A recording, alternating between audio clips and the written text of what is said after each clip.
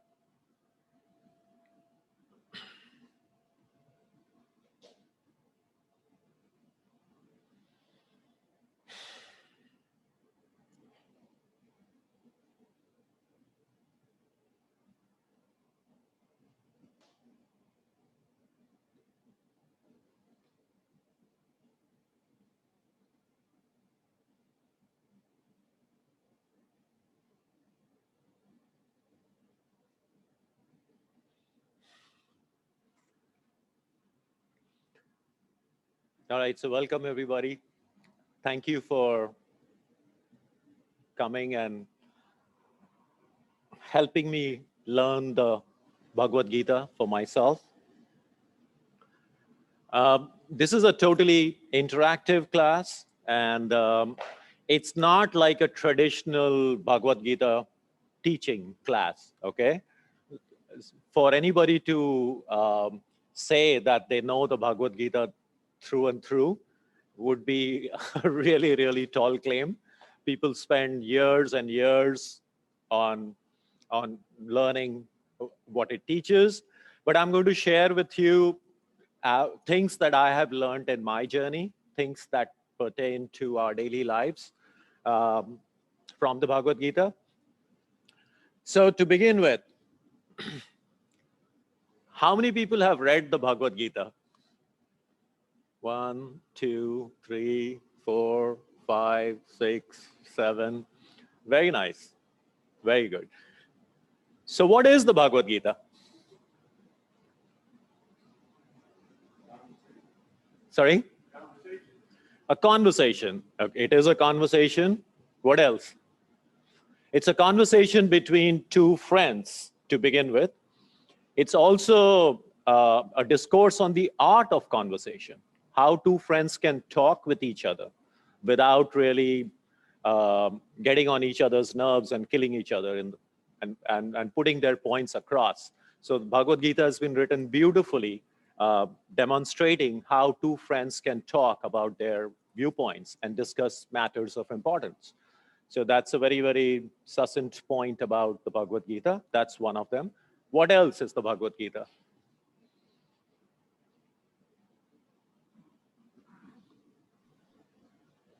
Where does the Bhagavad Gita come from? From the Mahabharata, okay? So Mahabharata is the story of the great war between two warring factions. On one side were the Pandavas, which were 5 brothers, and on the other side were the Kauravas, which were 100 brothers, okay? So the Bhagavad Gita is part of this big story of Mahabharata, okay? And it's like these TV serials that you all have, right? The story is going along fine, and there are stories within stories and stories within stories, and then suddenly there is a twist in the plot, and something happens, and out pops the Bhagavad Gita, right? So that's actually what happens, that the war is about to start, and Arjuna, one of the Pandava princes, he suddenly decides, I don't want to fight. And everybody is talking about it. Oh my God, the mighty warrior is not going to fight anymore, and what's going on? And Krishna tries to convince him. So we will get into all of that. But let's do a little bit of let's take a little look into the history of what Bhagavad Gita is. Where does it come from? Okay. So I'm going to show you something. And let's see if it comes up. Hey, I'm sorry, Paratosh. Just make sure the record button is on. Did somebody check the record button is on? Okay. Jen, is the recording on? Yeah, it is recording, Mark. Okay, double check. Thank you. All right. Thank you, sir. Okay.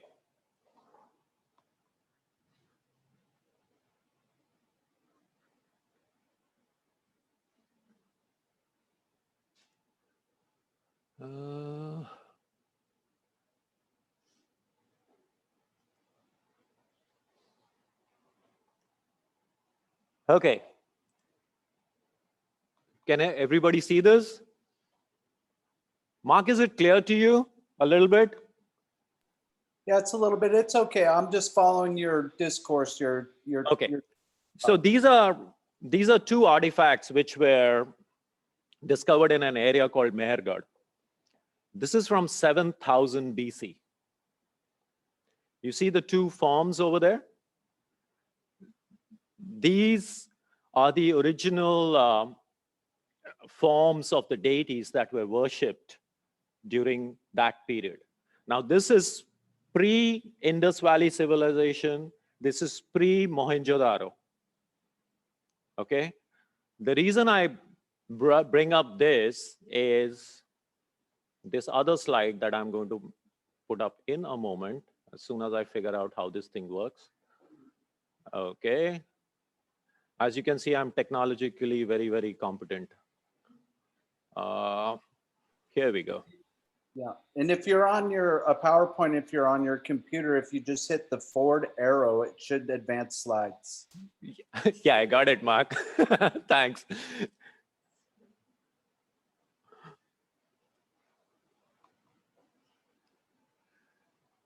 Okay.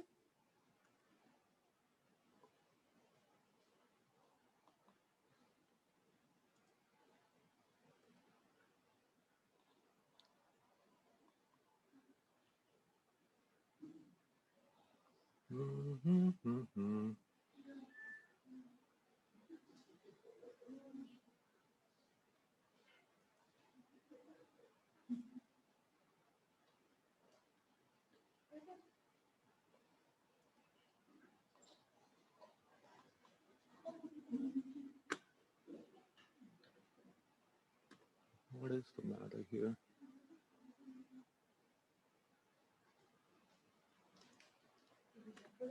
Yeah, I think so. I don't know what is going on with this. You could try the forward arrow on your keyboard. Waiters, PowerPoint slideshow, this, sorted, waiters an instant time, and then this.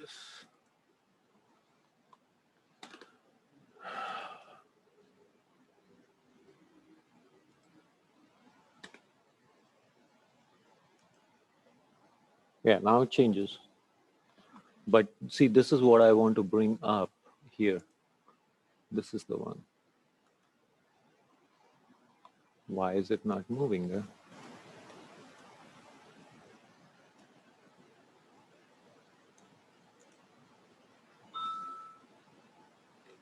Oh, because you're on current slide. So Yeah. double click. Thank God for Gen G is all I've got to say. Double click it. Hit resume slideshow. That's really strange. It's showing up the other one, right? This one is coming up.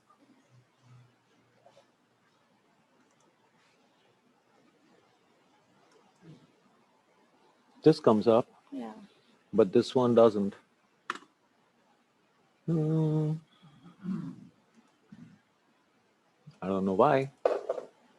Let's see. But click resume slideshow. Yeah, it goes back to that one. But that's what I was saying. If you're trying to advance the slide in that PowerPoint, try just the forward arrow on the keyboard. There. Yes. Yes. Yes. Well, that's one way.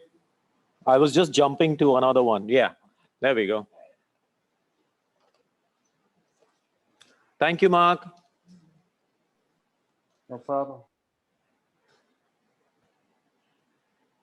Okay, so this is a little timeline. Sorry about the delay, but we had to go back about 10,000 years BC, so it's okay, right? So people estimate that the Vedic civilization began no later than 7,000 BC. And the picture I showed you before was from the Mehergarh excavation, which dates those statues to about 7,000 BC. So if you see here, okay, I'm going to just talk for a little while and get this thing going.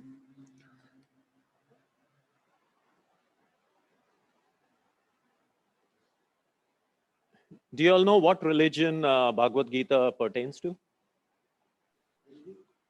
Hindu? Hinduism, right? Do you know that there is no such religion as Hinduism? No? Okay, what it is even Indians, they get confused and they call it Hinduism, right? There's no Hinduism per se. What it is called Sanatan Dharma. Sanatan Dharma is literally translated the eternal religion. Okay? Now, here's the funny thing about Sanatan Dharma. Like, who's the founder of Christianity? The Christ, traditionally, right? Who's the founder of Buddhism? Buddha. Right? Come on, guys. Who's the founder of Islam? The Prophet Muhammad, right? Who's the founder of Hinduism or Sanatan Dharma?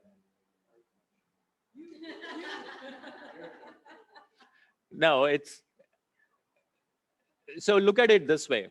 Who's the founder of physics? Newton. Who's the founder of chemistry? Of biology? So there are contributions from various people which make up this particular stream of science. Sanatan Dharma, there is no founder, right? There are contributions from various sages and saints throughout the ages, some through Shrutis, which are heard verses, and some through Smritis. So all of that is collected in 4 major works. They are called the 4 Vedas, okay? And the Vedas are Rig Veda, Samveda, Atharveda, and Yajurveda. Now, these are treaties, yes. Veda means a big book. Veda simply means a book, big book, a huge book, right? It's literally huge, in other words. So all these books comprise of various parts. So how that goes is, these books are not in a particular sequence per se. It does not tell you do step 1, step 2, step 3, and step 4. It is basically a collection of thoughts from various places. Imagine postcards from all over the world coming to you, and you collect those postcards in a book, right?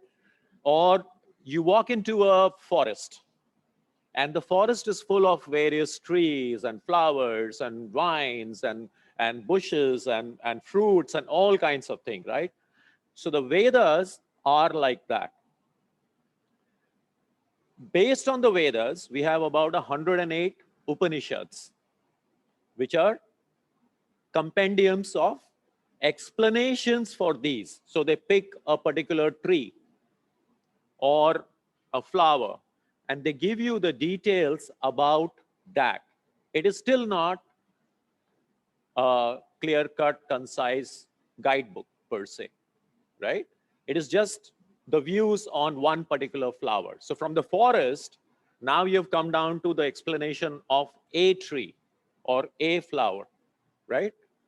The Bhagavad Gita is like a guidebook. It tells you precisely how to proceed. Or in the same analogy, I can say the Bhagavad Gita is like a bouquet of flowers. So it has picked up certain flowers, arranged them in a particular way, and it offers it to the common man to use it as a guidebook. So make sense? Yes, sir. Absolutely not. Bhagavad Gita stands squarely on the shoulders of the Upanishad. The teachings of the Upanishad, the teachings of the Veda are all in the same line of thought. They give rise to various schools, of course. So there is the school of Patanjali, which goes into yoga. There is the Sankhya Yoga philosophy, which goes into the Bhagavad Gita. Bhagavad Gita talks about Sankhya. Then there is the Vedanta and the Advaita Vedanta philosophies. But all these are based on the original concepts, the writings from the Vedas and the explanations of the Upanishads. Nothing is outside of that. It can be a standalone piece. You don't really need to know or learn about Upanishads or Vedas to follow the Bhagavad Gita. You really don't need to know about that. But it is all based on that. Now, the reason I'm going back into the history of that is that to understand the context of where this is coming from and why the Bhagavad Gita, frankly. Why do you need another book? Right? So a little bit of history from there. Okay. So now we go to this.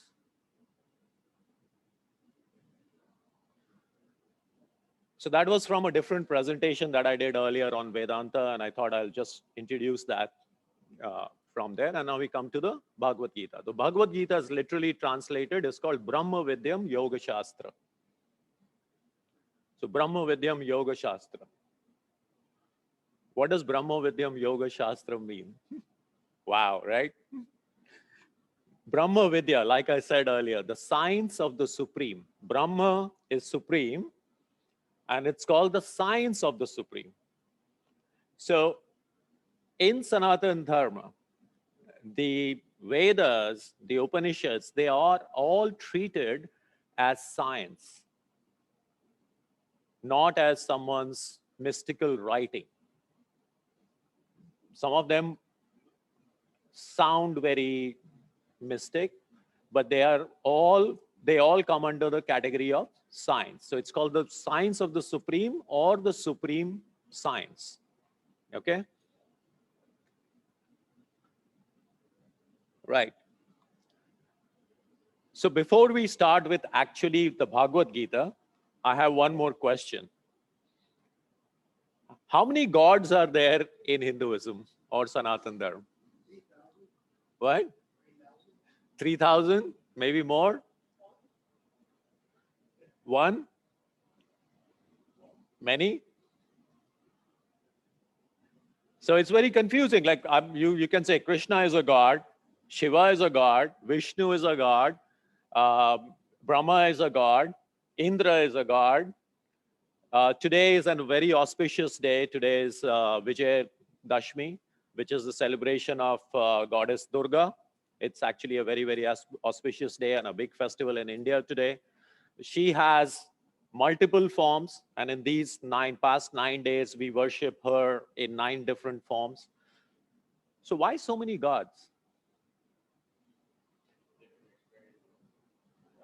Different experiences. All right. So the closest example that people give of this is there is no definition. God is called Aham Nirvikalpam Nirakara Rupam.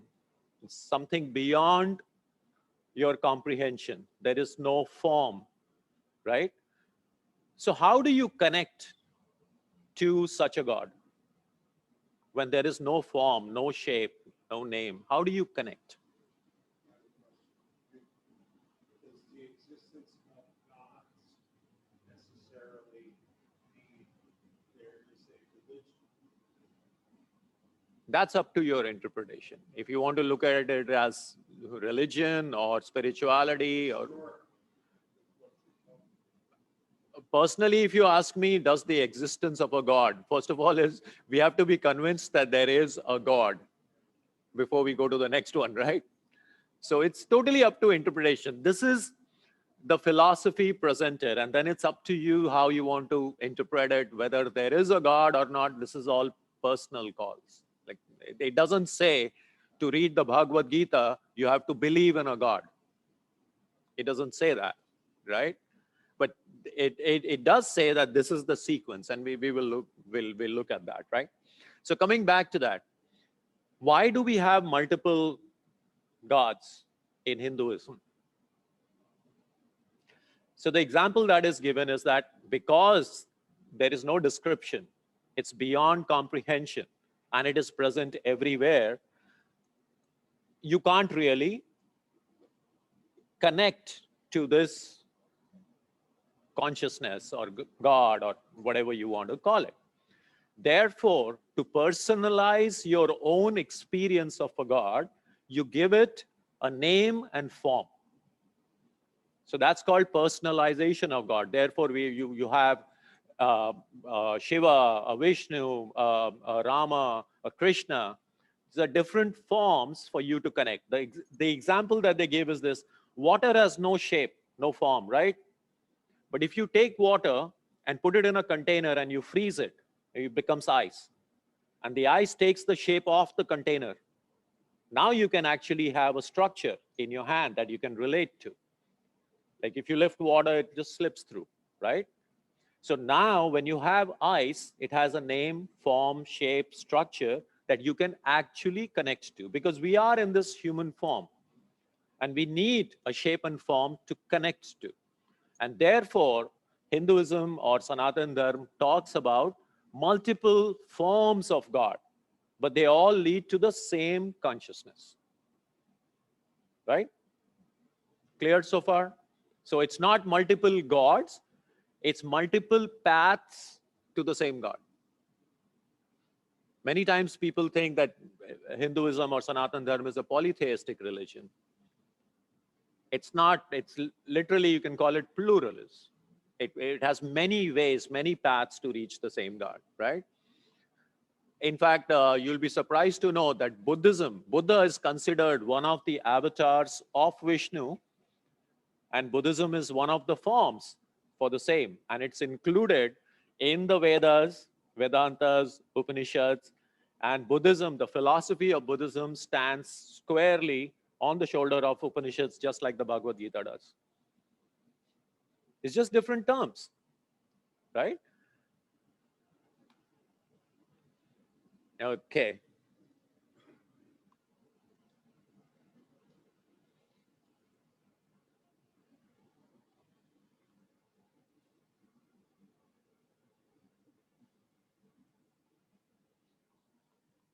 Let's try what Mark said. Mark, thank you. It works. Why is it not?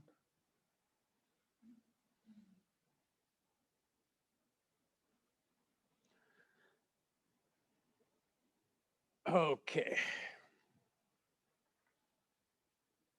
So now we come to the Bhagavad Gita itself. So the first thing that we learn from the Bhagavad Gita is this shloka.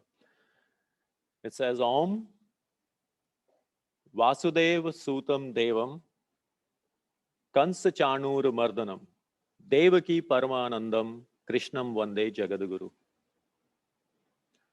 Now this is a beautiful shloka right in the beginning of the Bhagavad Gita. And there is a lot of meaning in this alone. The word Om, I'm going to work with the word Om in our second session because that requires a lot of deeper study, but we need to get our base first before we approach Om, right? But just let's look at the rest of the shloka. A shloka is basically a couplet or a verse. It's called a shlok, right? In the West, we say shloka, everything becomes like Ram becomes Rama, Krishna becomes Krishna. But originally it is called shlok. So anything auspicious we begin with the word Om. It is the sound of creation, origination, beginning, whatever. There is a whole science to that. So we will approach that in the next. Vasudeva Sutam. Vasudeva Sutam. Now this verse is about Krishna himself, the author of the Bhagavad Gita, or the one who explained things to Arjuna in the Bhagavad Gita. So first of all, the description of who Krishna is. This says Vasudeva Sutam. Vasudev, right, was the father of Krishna. So it says Vasudev Sutam, son of Vasudev. But what is the meaning of Vasudev itself? Vasudev pertains to the entire universe.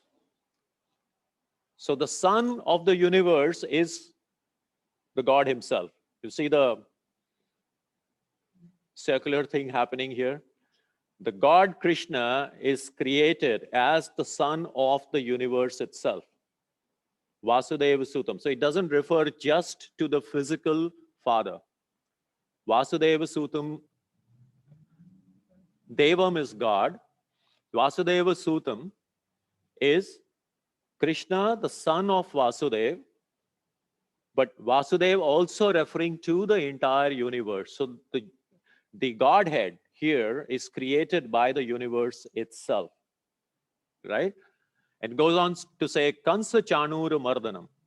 Kansa and Chanur were two, let's say, villains that Krishna killed in his story before the Bhagavad Gita. Kansa was his mother's brother who had imprisoned his father and sister. Okay, there's a history to that. So he killed Kansa, and he killed one of Kansa's henchmen, you can call it, Chanur, right? And Kansa and Chanur, they stand for adharmic deeds. So in Hinduism, I have to explain here, there is dharma, means things according to dharma, and there is adharma, things not according to dharma. So there's no differentiation of good and bad. So according to Sanatana Dharma, nothing is good or bad. One is according to dharma, one is not according to dharma. They all have their own repercussions. We will discuss all of that. But for this specific shloka, Kansa and Chanur were two people who did things against dharma, which were not dharmic. So Kansa stands for acts of physical acts, and Chanur stands for mental acts, words and deeds. So adharmic words and deeds. So Mardanam means destroyer. So Krishna, the destroyer of adharmic actions, deeds, in reality and in thought. So the destroyer of adharmic deeds. Yeah. Yes, I can explain dharma. We will come to that. Okay. Dharma. Okay. Okay. So dharma, the word, it comes from the base dhri. Dhri is the root word in Sanskrit, which means to hold. Anything that holds together, that's dhri. So dharma you can consider in two ways. Dharma is also the way to adhere to certain principles, and dharma is something that holds everything together. So the basic principles which hold things together is called dharma. Now those are subject to interpretation. So dharma, according to Buddhism might be one thing, according to Hinduism might be another thing, according to any other spiritual process might be another thing. But you will notice if you study the religions or various other things of the world, you will notice that all of them are more or less, the language might be a little different, but they all point to the same thing. So dharma is the root base. There is one more thing to that. Prithvi, or the world, the other word for that in Sanskrit is dhara. Dhara also comes from the word dhri, and dhara means the earth. It's something that we stand on. Something that we stand on. Another word is dhuri.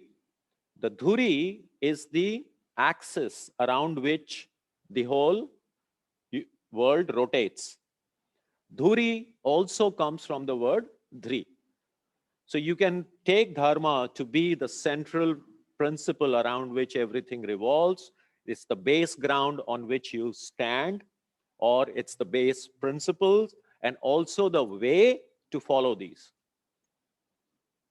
Yes, Evan, you're saying something. So I kind of always look at dharma as like this is the nature of the universe, is how things are supposed to be. All that is included. So that's included. That's included in that.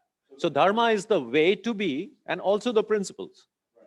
Yeah. So how does you mention what on dharma? Adharma. I've never heard of that. So that's how to do it. Right. So if you do some things against the principle, that is adharma. It's like good and bad, right? So if you follow dharma, it's good. If you don't follow dharma, in our language, it's bad, right?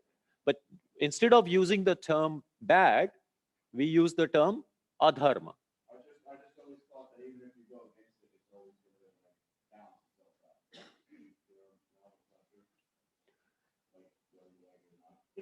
itself out. So we get into the law of karma, right? A little bit ahead of where we are going. So we will get into karma yoga and what karma means, okay? So let's just do this. So back to this. Vasudeva Sutam Devam Kansa Chanuru Mardanam. So the destroyer of adharmic actions in thought and in deed. Devaki Paramanandam. Now, Devaki was the name of the mother. Krishna's mother was Devaki. Paramanandam, Paramanand, Anand is bliss. Paramanand is beyond bliss, right? So it says Devaki Paramanandam. What it means is one who provided bliss to his mother, because his mother was very happy that he did all these good things, right? Proud mom. He did all of this. But it also has another meaning. Devaki. Deva pertains to the gods. Devaki is the Godhead, or little gods, or all of us, and a little fraction of God. So Krishna here is described as Devaki Paramanandam, which is if you are considering yourself to be a little Godhead, Krishna is the source that provides you that bliss. So it's not just a simple relationship that he is providing bliss to his mother, but Devaki stands for everybody who's part of the Godhead. Devaki Paramanandam. Krishnam Vande Jagadugurum. Krishnam Vande Jagadugurum simply translated means Krishna is prayed to as the teacher of the universe. So in one sentence, like before we start studying the Bhagavad Gita, if we look into this, there is a lot of explanation of cause and effect and interrelations and all of that into this one shloka itself, right? So now here is another. How many quantum physicists in our crowd here today? Universe consists of what? 78% dark matter, right? More than that, dark matter. Krishna here is Krishna literally translated means the dark one. Yeah. Krishna, the word comes from akarshan. Akarshan means attraction. So Krishna literally translated is one who attracts and holds. Like attraction between two magnets.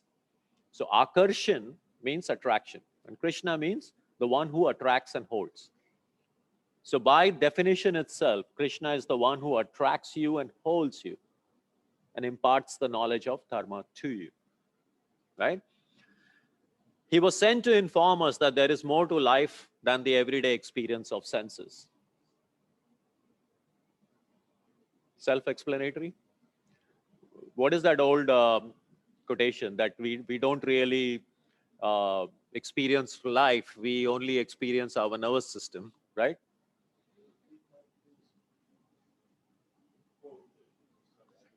Sent to inform us that there is more to life than the everyday experience of senses, right? Because we presume that everything that we sense through our sense organs is real.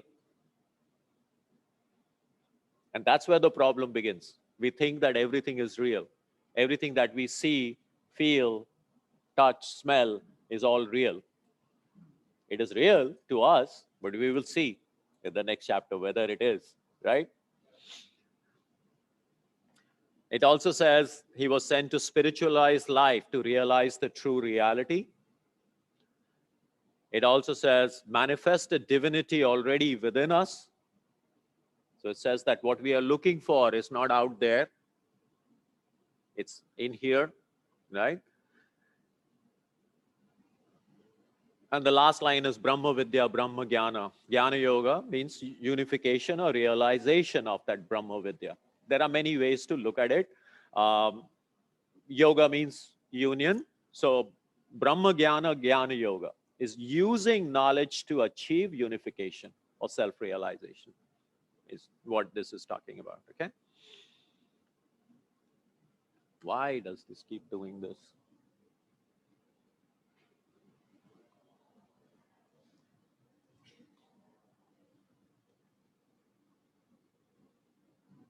Oh.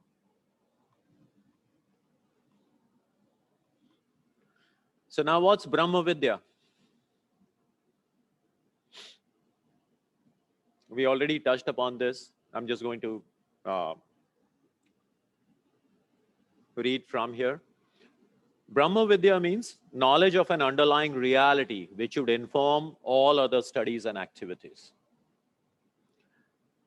And I explained already the Upanishads are like a jungle and the Gita is like a bouquet that you make out of that. It's a map, a guidebook, a systematic overview of the territory, shows various approaches to the summit, offers recommendations, tells us what to pack, what to leave behind.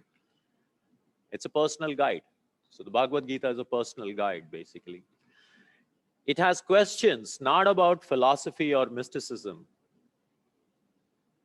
Live effectively in a world of challenge and change. So Bhagavad Gita gives you a guidebook of how to live effectively in a world of challenge and change. It's not metaphysical, but physical. Not afterlife, but life itself, right now. Okay?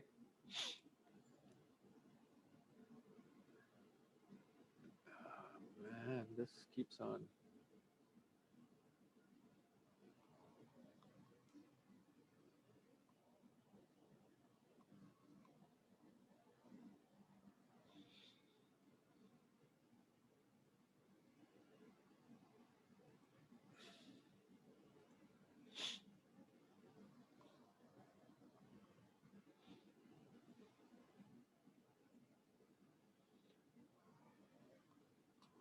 Does anybody recognize this statement?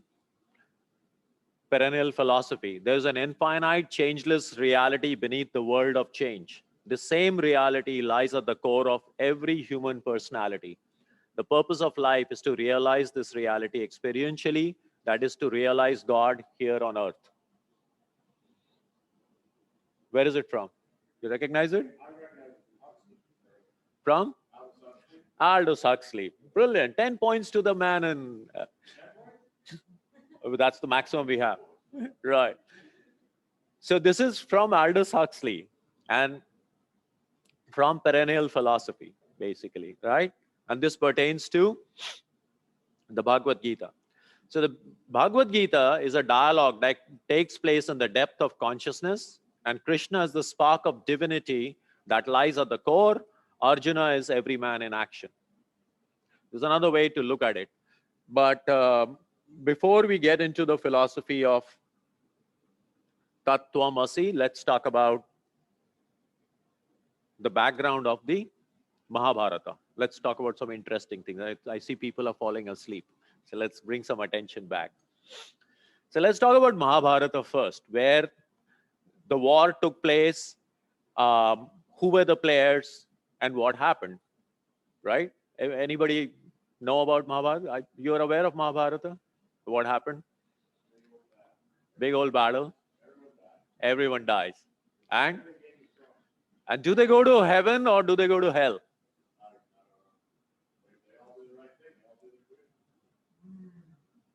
And they go to? So that's where the question of dharma and adharma comes. So the question here is, people who were fighting on the so-called wrong side, when they died, did they go to heaven or did they go to hell? What do you think?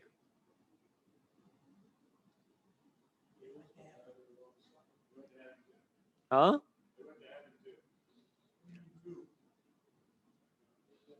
Why would they go to heaven? Because the Western approach would say they should go to hell. See, this is the beauty of the Bhagavad Gita. It talks about your responsibility and your duties while you are in this dualistic world. So there's a portion in the Bhagavad Gita where Krishna tells Arjun, right?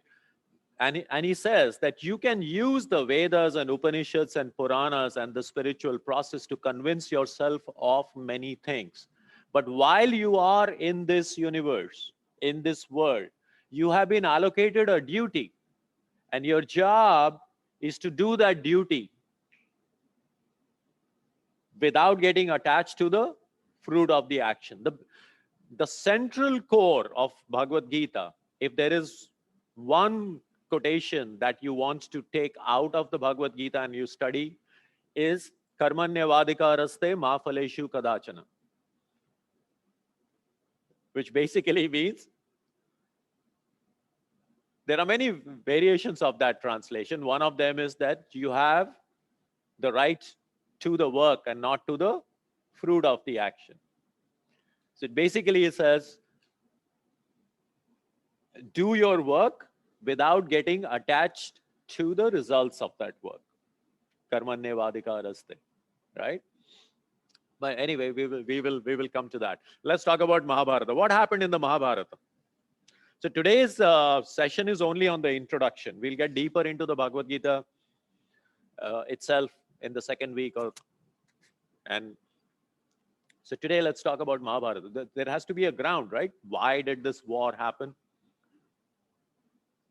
So long time ago, approximately, Mahabharata is supposed to have taken place about 2800 BC, 2800 to 3000 BC, right?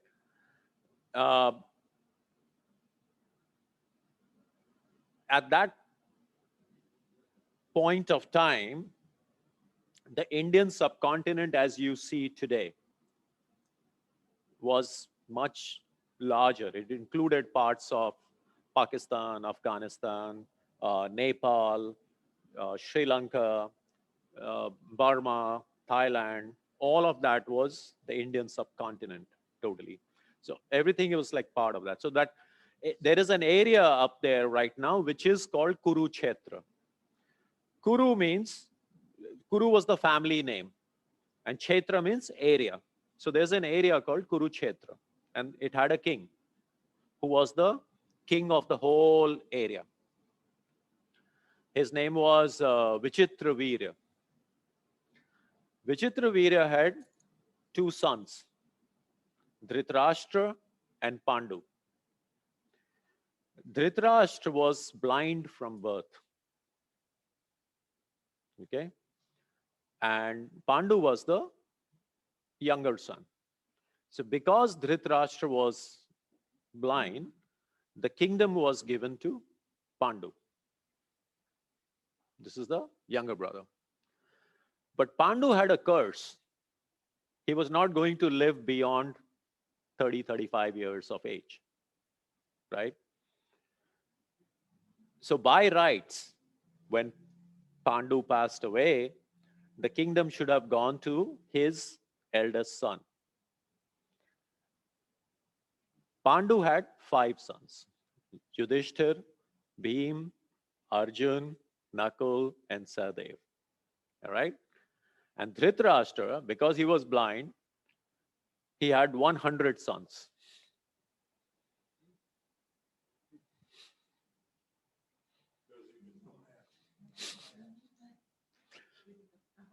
"100 sons."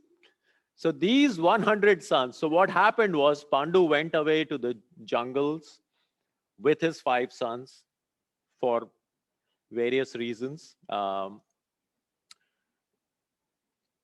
Dhritarashtra started ruling it with the aid of his wife, who had tied a blindfold around her eyes because her husband was blind, right? And he was influenced by his son, Duryodhan and Dushasan, to run the kingdom. So when these 5 brothers came back and asked for the kingdom, "Give me my kingdom back," Duryodhan said, "No, I'm not giving you this kingdom back." So they said, "All right, we are going to fight." So all the princes, the 5 Pandava princes and the 100 Kaurava princes, they had all grown up together. They had same teachers. They had uncles and grandfathers and granduncles, all in the same army. So everybody was related. So when this war happened, Krishna was on the side of the Pandavas, right? The whole reason of the Bhagavad Gita is when the war started, on one side was the Kaurava army, on the other side was the Pandava army. And Arjuna decided to go in the center and see who all are there. And when he went into the center and he saw his cousins, his uncles, all fighting on the other side, and his own people, he was overcome with emotion. It's like, if I kill them, what is the point of me fighting this war if I am going to kill my own relatives? Why should I do that? So the first problem with Arjun was emotion. He became emotional. Why should I fight with all of these? So Arjun was explained by Krishna that as a nobleman right now, as a Kshatriya right now, your duty is to fight. Right? So don't become emotional. Your duty is to fight. Now, this is the progression of Gita, how the Gita progresses throughout. So first he answers Arjuna's emotional question. It's like, why should I kill all my relatives? What will I get? What's the point of acquiring land just for this, right? So Krishna answers that because you are in this dual world, you should do your duty. So then Arjuna is also a very smart man. So he asks Krishna questions about what is a man's duty. So Krishna explains that at different varnas, these are the duties of men and women while they are on this earth. And then Arjuna questions him. So if a person fulfills his duties, what does he get? So Krishna again explains to him that if you fulfill your duty, this is what you are looking at. You can call it union or yoga with the Supreme Self. right? So this is your price. You do your duty well, you go to heaven, in other words, okay? Then Arjun asks Krishna, how do you know this? Because Krishna is just Arjun's friend right now. He's the charioteer, right? So he says, how do you know this? Then Krishna reveals to him. Now this is where the plot thickens. There's a twist in the plot. And Krishna says, wait a second, not so soon. I am not who you think I am. And then he reveals to Arjun his real form of who he is, the supreme consciousness, Satchitanand. There are many names or no names. Aham nirvikalpam, nirakara rupam. That's what he explained. I'm all there, basically. I am everything, basically, right?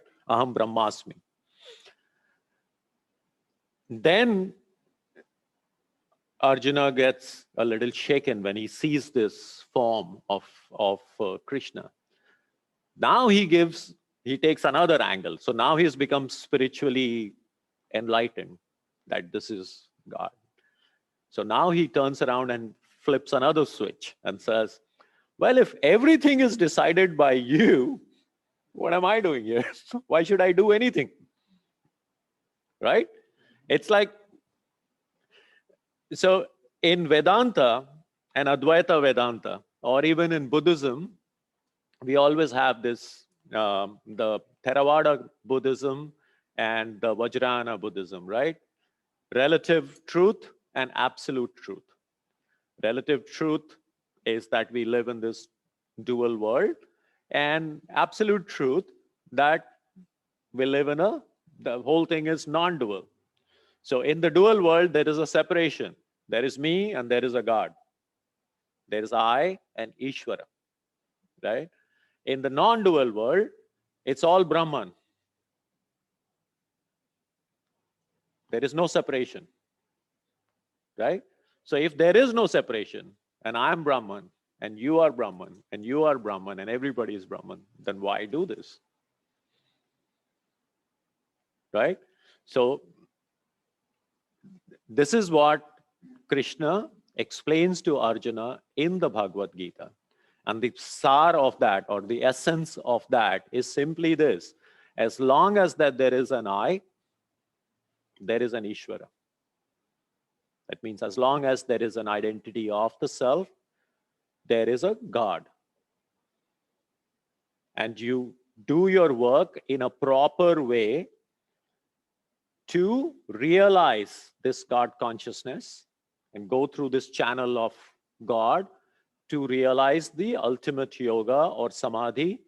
And he gives him 3 ways to do it.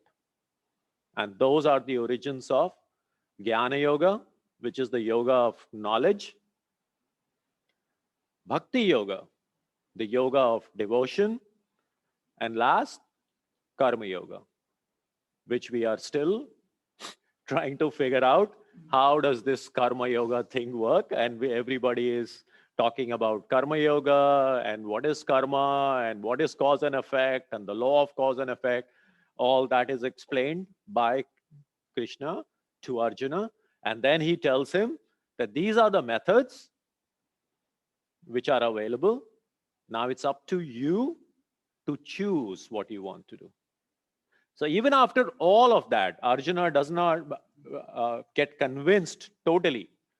Krishna still leaves the option to him that here are the methods that you can follow, and then you can choose to do whatever you feel like. In that, the biggest question, apart from all of this, is the hidden truth, which a lot of scholars have researched on. And that is, I know what is right. And this is how it pertains to all of us over here. I know what is right. I know what is the right thing to do. Yet, I still end up doing the wrong thing. Why? If you think about our lives, we all know in our own thing, that we know what is the right thing to do, what is dharmic thing to do, and yet we end up doing the wrong thing.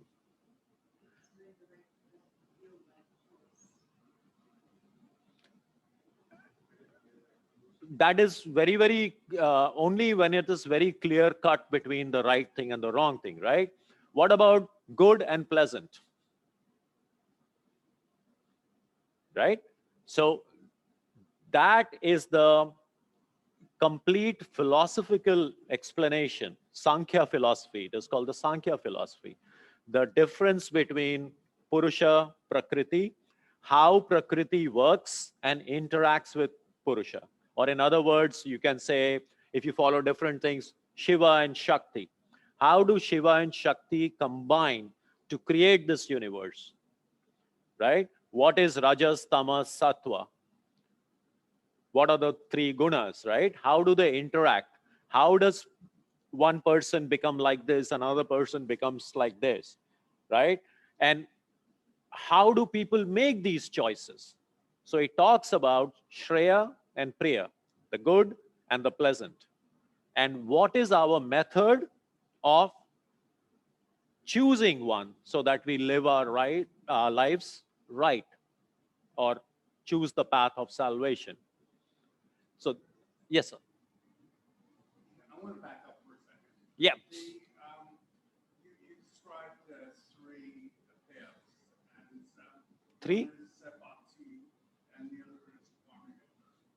And if a person devoted themselves to bhakti yoga, will karma yoga take care of itself? Okay. So that's a beautiful question. What he was asking for people online is that there are three yogas, Jnana Yoga, Karma Yoga, and Bhakti Yoga.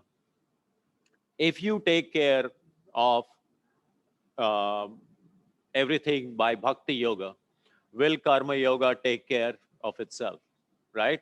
So the answer lies in what is Bhakti Yoga? Yes, but how do you follow that path of devotion?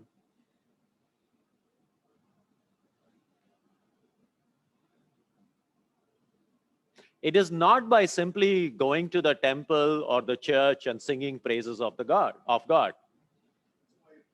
It's a way of life. So if you are following the path of Bhakti Yoga, one of the essential parts of Bhakti Yoga is to see God in everything, to realize God in everything, right? Now, if you realize God in everything, would you do anything wrong? Will it take care of karma? You see, we differentiate the path, karma yoga, bhakti yoga, jnana yoga, right? But if you actually look at it, jnana yoga is the path of knowledge. Karma yoga is the path of action. Bhakti yoga is the path of devotion, right? They sound very different, or they look very different, but all three are interlinked. If you apply the same question to Jnana Yoga, right? If you are actually following the path of Jnana Yoga and studying the scriptures and totally into it, right? Knowledge does not mean keeping it here. The knowledge has to be embodied. Knowledge, understanding, and embodiment of that. If I'm embodying that knowledge, that is Jnana Yoga. And if I embody that knowledge, I'm not going to be doing anything wrong. So it takes again care of Karma Yoga. Karma Yoga comprises of three parts. First part is selfless action, action without any selfish desire. Second part of Karma Yoga is Upasana. Upasana means doing your work as worship. See, here again, the component of Bhakti Yoga comes in. So everything that you do, you have to do it as worship. And the third part of it is seeing God in everything, not just knowing. I know there is God in you. I know there is God in him. There is God in her. Knowing is not enough. Seeing that and then doing your action. So now, even in Karma Yoga, all three are taken care of. So the path looks different. It is described like that for different people to understand it a little differently. Like, for example, who would go into understanding Jnana Yoga? It was normally the Brahman Varna, the Brahmins, who were a little bit more educated, who could read the scriptures, could go into the path of Jnana Yoga to learn about it. For a Kshatriya, it would be more the Karma Yoga. The nobleman, the warrior would be the Karma Yogi, right? And for the lay people, the Vaishyas and the Shudras was recommended the path of Bhakti, where they told him, you don't have to do anything, just come to the temple, pray, and follow what the priest basically tells you. So if you start in, so it's meant for different types of or different mindsets that people have. All paths leading exactly to that. And they are all interlinked again. Make sense? No, absolutely. That was really nice. So, going back to the Mahabharata. So where were we? Yeah, the questions that. So it's 2:20 now. Can we take a 10-minute break and have some coffee and some donuts, and then we will start again precisely at 2:30? Does that make sense? And maybe we can think about some of the questions, take a bathroom break or whatever. You guys okay online? Is it sounding very boring or truly boring? Oh my God, it's amazing. I love this. It's so interesting to me. It is Yeah, guys, not. pipe in whenever you want to. Like, stop me at any time, and ask whatever questions you need to. It's absolutely fine. Jen, I see you. It's been, hi, yeah, I've been watching. It's great. I'm taking notes. Okay, I'm going to take a break for like 5 minutes and get some coffee in me, because I was also a little bit nervous starting this. So I hope you all bear with me, and I hope you all enjoy. Okay. Perfect. I'm gonna come. I'm gonna come because I want to do it in person. That's okay. Absolutely. You have 10 minutes. Start driving now. I will. I'll be there.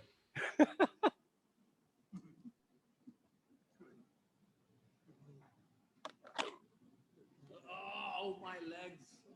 First thing I did was I dropped the television on my foot. Going all right?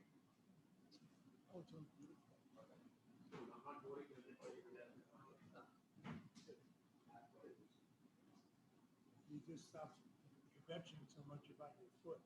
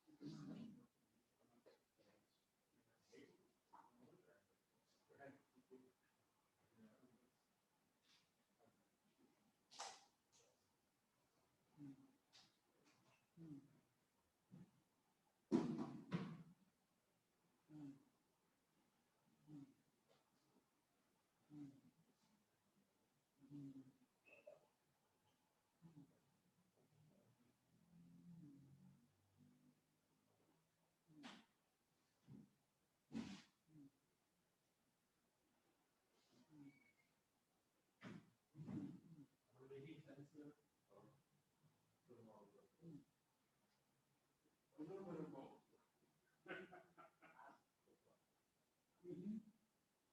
Oh, yeah, for sure. The answer to my question made it all make sense. Thank you. Yeah. Asking how you're doing. Hope everything's going okay. Kids just called me. My music game friends and our daughter.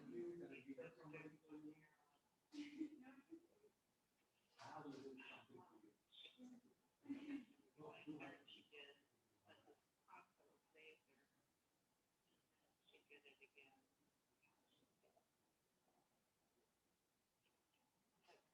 That's triple ball.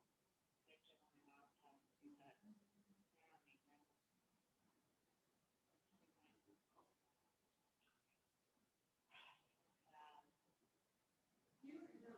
My friend Carol, she's an advocate. She goes around and speaks. I was thinking you guys would do that.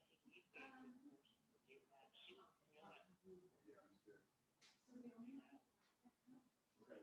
feel it. And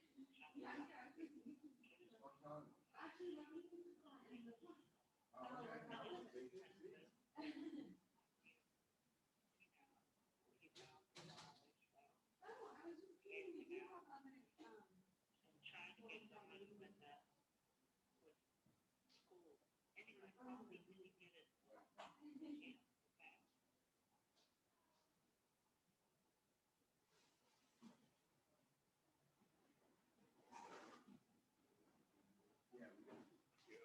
We almost talked here.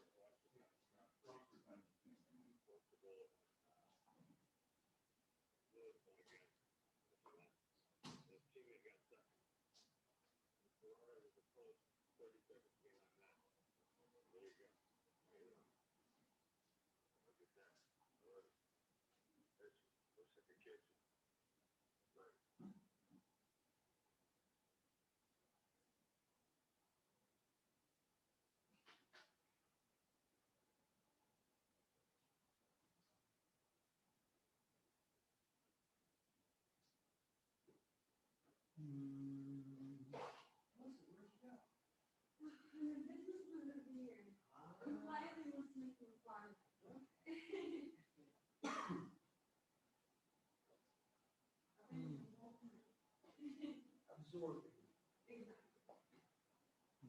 That's okay.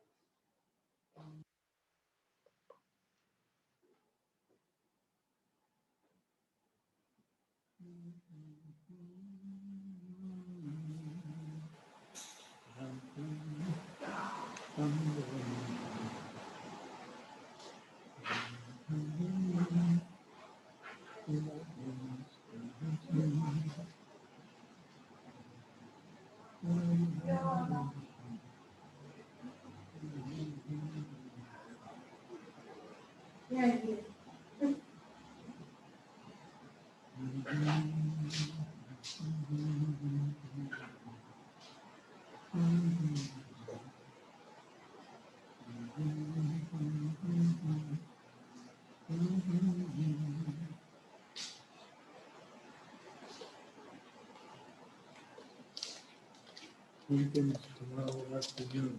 I got that okay question mark.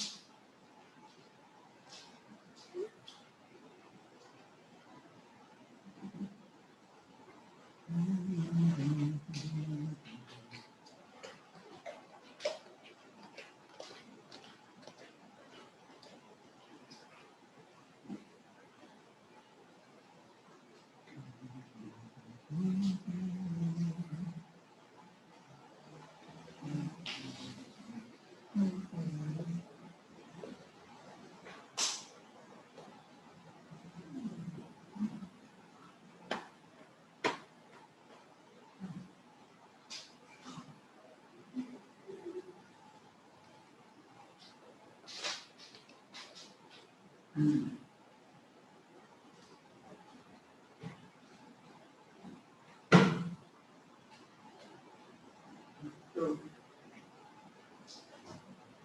great.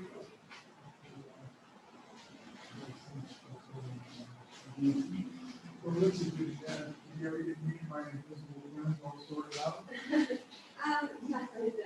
I just to make sure that I emailed them.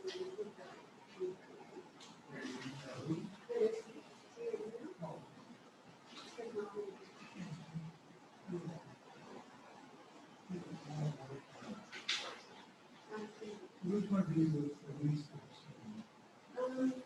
All three, she's got how to go and how to do That one. Butter is great, and then you don't like blueberries? Yeah, the blueberry, that's a blueberry. Blueberry? I hope so. That's probably the least. I'm gonna go for it. That could be the least, Yeah. doesn't look like all white flowers too. So now I have a contact with him, I need to get that to the hands, not cups. Yeah, Come on. Oh, hang on. somebody said. You have a blueberry? So what do you think? This is your first exposure to this higher dosage condition. The software speak it, yes. But I've been to a couple of associations. So my first entry was here. It's beautiful history. And I'll come back to read. So. Right up there. Is it into the aspects of why it is that you why you turn out to her husband for the client, and she said the client for the party. That unfolds that leads to it sort of makes modern Western psychology put it over the last make a place for that in a much more useful way. It's going to be so frustrating. It's more getting to the root of things. And then good things can happen. It's really tough. You know, diagnosis and medication can really modern psychology. Figure out. Maybe talk about service level, savings. Right.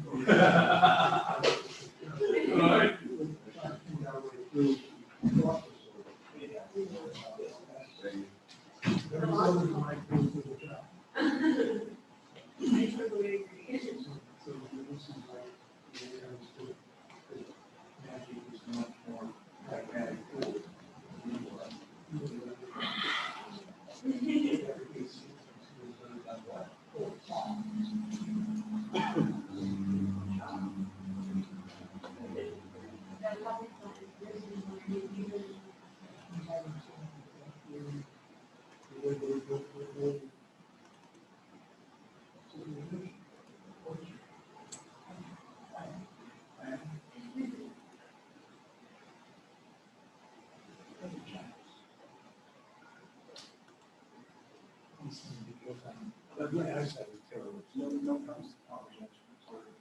Bubbling around.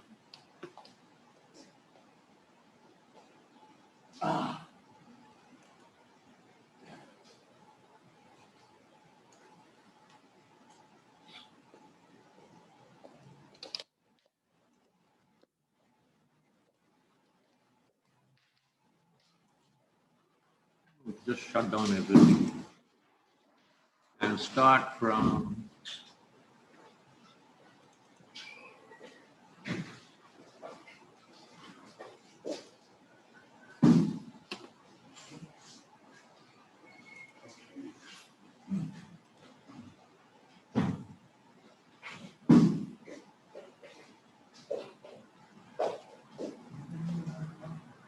No, it's probably.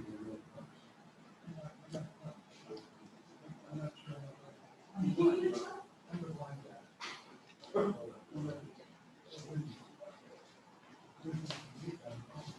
You were practicing yesterday.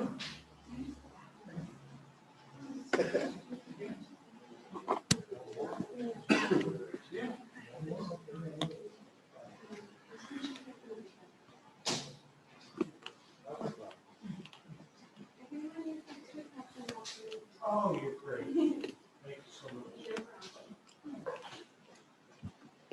Oh,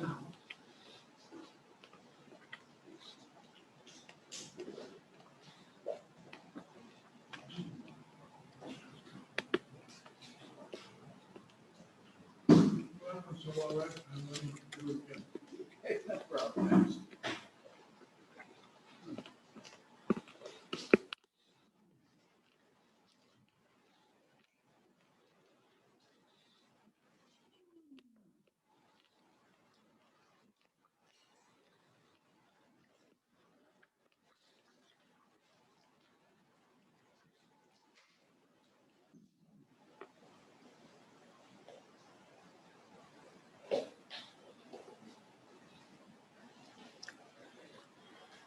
Do we have everyone?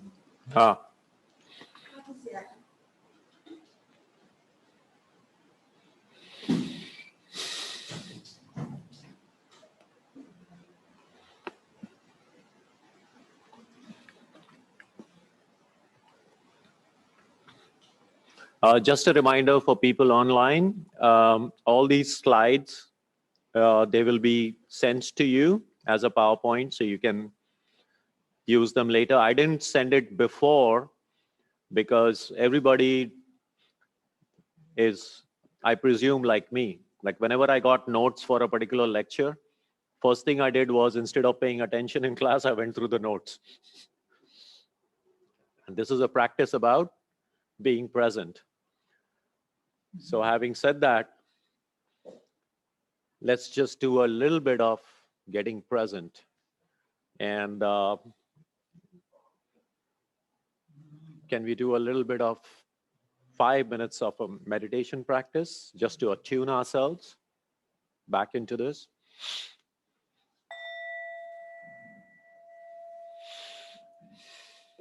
So if you'd like to just focus on your breath for a moment. Breathing in deeply.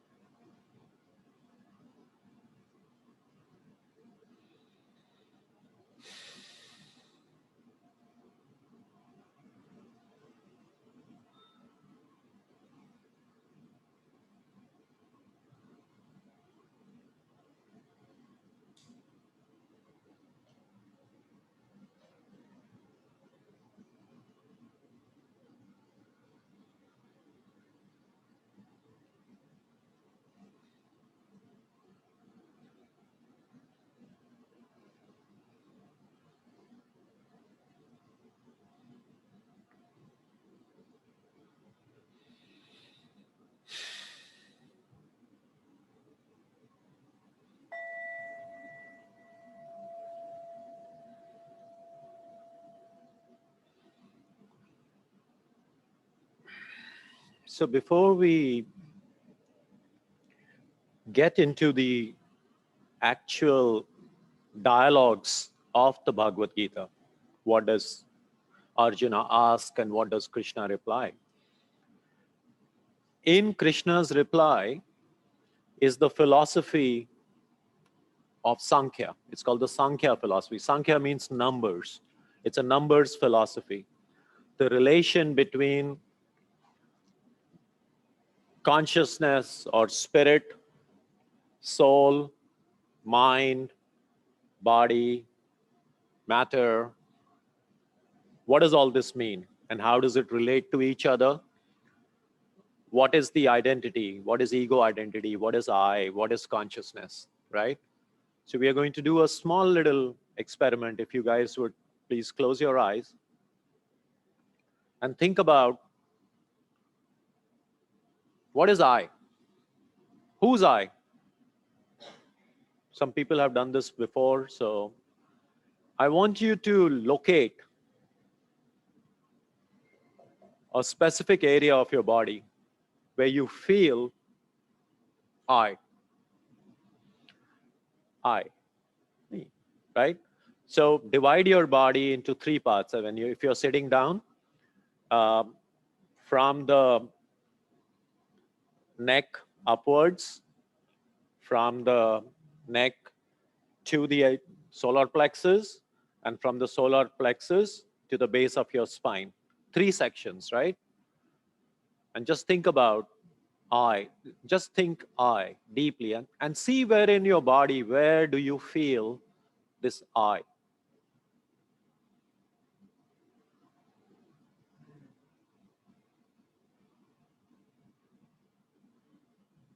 If you can't feel it, it's absolutely fine. Just be part of this. Where do you feel this I? Okay. So how many people felt the I below the solar plexus to the base? Like, is there a localized place where you feel I? What about second section? From the solar plexus to the neck, do you feel the I? 3, 4, 5. Okay. What about from the neck to the head? Okay, there are reasons behind why you feel the I there. Okay, but for right now,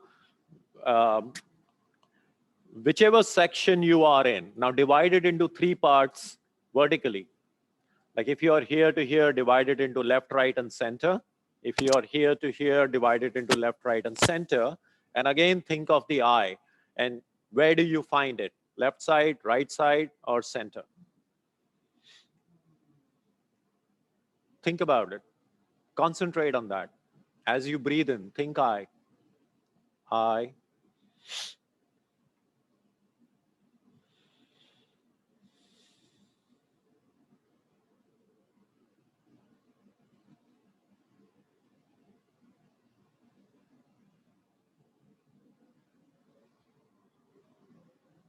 You feel it?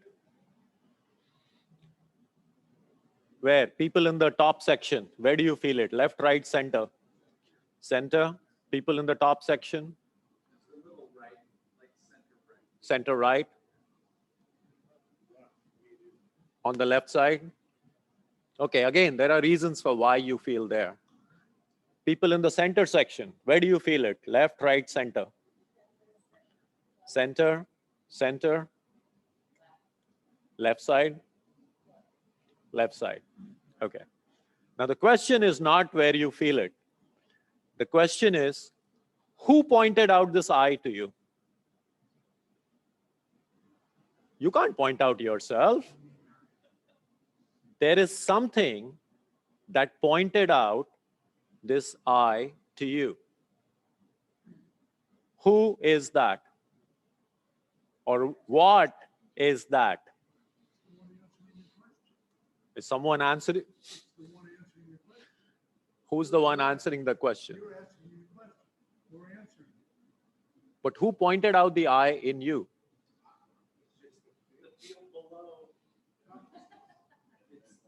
What do you mean below? I don't understand your question. Everybody else understand my question? You felt the I somewhere, correct? What does your I comprise of? What is your I made up of? Who are you?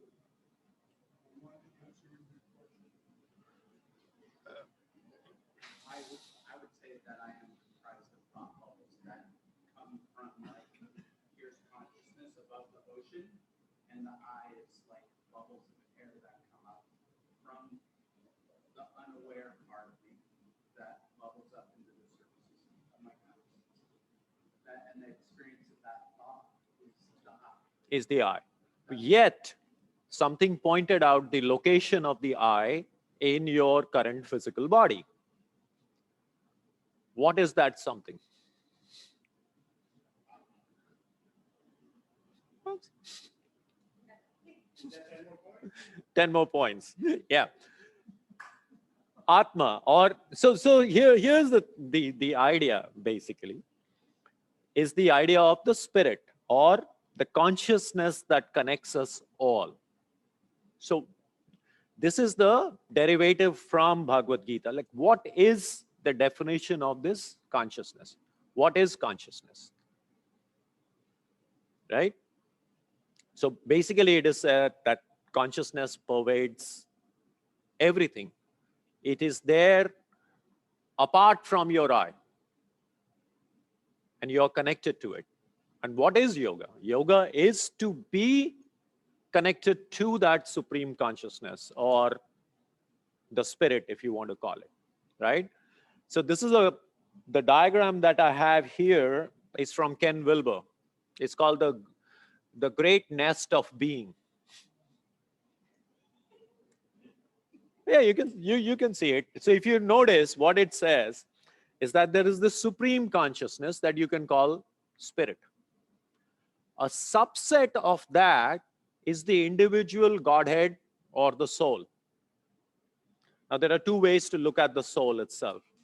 You can consider it as a conduit, or you can consider it as a complete body itself, the soul.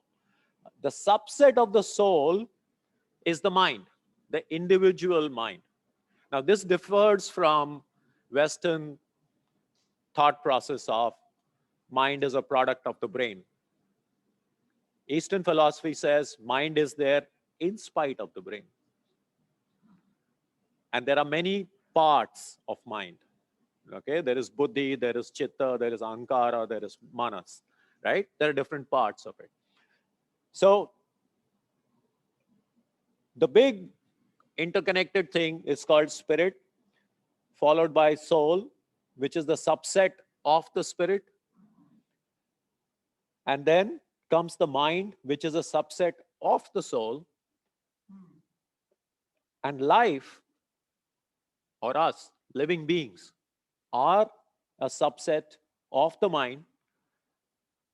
And matter, which is inanimate, non-sentient things, are a subset of life. So if you look at it like this is the theory of creation. Concentrated thought, quantum physics. You like quantum physics, right? Universe as a thought. So when the thought gets concentrated down into matter, let there be light, or creation of anything, right? And what we are talking about, or our process of realization or self-realization. So this is called involution. So from spirit to soul to mind to body, you can consider life and matter as body.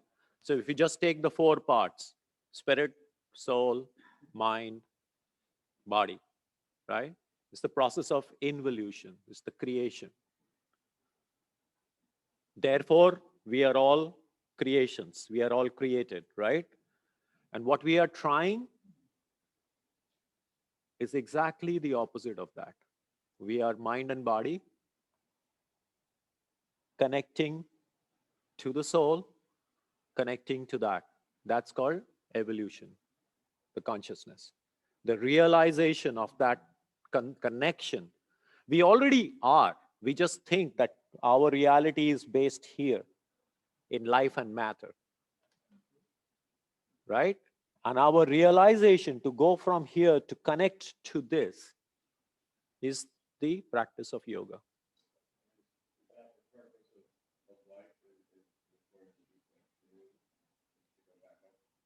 Yes, the ultimate realization is the self-realizations or self-actualization. It's not just in Hinduism, it's in Maslow's hierarchy too. Psychological needs, safety, security goes on to self-actualization. Any process, it basically answers that question with the ending being self-actualization or self-realization.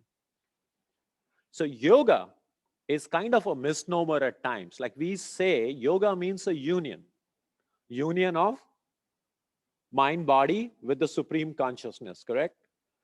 Actually, there is no union needed because you already are. So it's simply a realization of that. Now, the realization can take place in parts, but theoretically, I know that I'm connected. That's knowledge. I can even come to an understanding when I gain enough experience that I get an understanding that I am connected to the consciousness, right? That's second. But the third and most important part is the embodiment of that. Like, am I in that, for want of a better word, zone, connected? Or what you call God consciousness or God realization.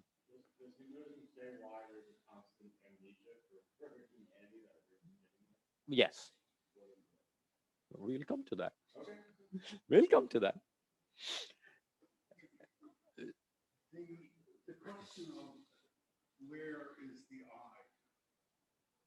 So the answer to your question is there is no I. In truth, the I is a perception, Exactly. right? It's a perception of all the senses that we have. So Sankhya philosophy talks about that. Whatever we perceive is our reality. The perception is based on the 5 sense organs, the 5 sense receptors corresponding to these organs, the 5 organs of action that we have, the 5 elements which are present, earth, wind, fire, water, ether. So that makes it 20.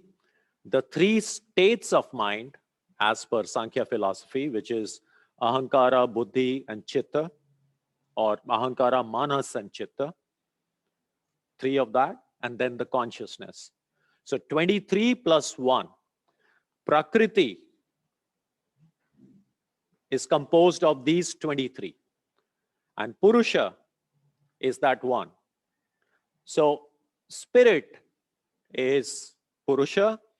All of this is Prakriti. In other words, if you look at it from different spiritual process, Shiva and Shakti, all of that combined produce. And that's why we have these. So these are disturbed by 3 gunas: Rajas, Tamas, and Sattva. Action, inaction, and equilibrium. Different people have it in different levels, and the combination of that gives rise to multiple people, multiple things, multiple personalities, multiple ways of behaving and everything. In short, the answer to your question is why that happens, is because of that. But we will go into all of that in detail. So first of all, let us understand that there is a consciousness, and this consciousness is apart from what we call the mind. There's something which pervades everything. Are we clear with that? It's confusing. It is confusing. It has to be, because otherwise we would all be very, very happy, right? So there is a consciousness which underlies everything. Now, there's a beautiful explanation for this, how to look at what consciousness is. So it says, And I'm going to read it because it's kind of, I have to be very careful with this one because there is a danger that I can confuse people when I try to explain this, okay?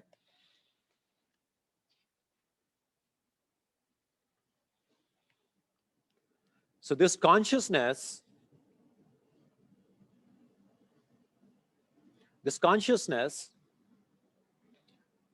shines through the mind,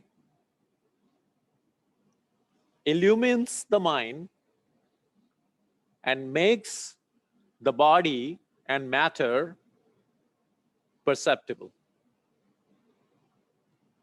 Imagine this. So I can't draw there, but let me just read this, okay? Then we'll come back. Number one, consciousness is not a part of your body or mind. The consciousness that we are talking about, Purusha by itself, is not a part of your body and mind. It is a part, but it pervades and illumines the mind and body. So it's like going through you, through your mind, illuminates the mind and the body, right? It is not limited to the mind and body. It exists apart from the mind also. It's just not limited. It's not contained in your idea of the mind and body. It's apart from that also. It enables the mind and body to function, consciousness. But it is apart from that too, right? It is known in the functioning of the mind and body.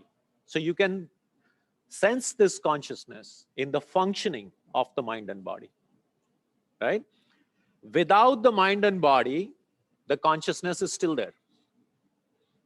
But it cannot be known. You cannot experience it without the mind and body. But it's still there. For example, deep sleep, right? Is your mind awake when you're in deep sleep? In dreamless sleep. In dreamless sleep, is your mind still awake? Yet somebody pokes you, you wake up, you feel the pain. How did that happen?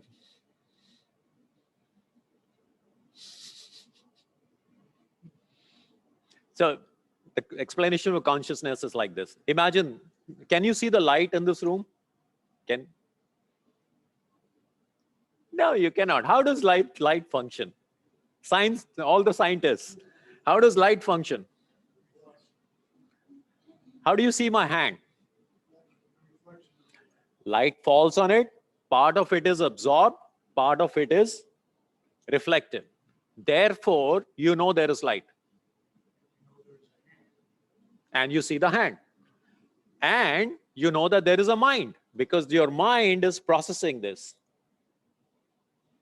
So the act of the light falling on my hand makes known the body and the mind.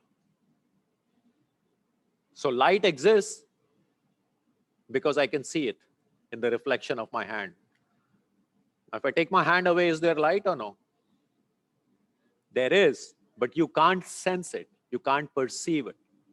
And that's consciousness. That's what it is trying to explain. That it is there, it is known and experienced through the functioning of the mind and body, but without the mind and body, you cannot experience it. But it exists apart from the mind and body. And that Well, it's like electrons with observer effect. If you have to observe it for it to have a locality, like that, without that, it isn't there. true. Right? Yeah, the dual theory of light, Yeah. wave and particle theory, Yeah. when it is observed. So in the observation, it proves what? That it exists. Right. But a consciousness is like that.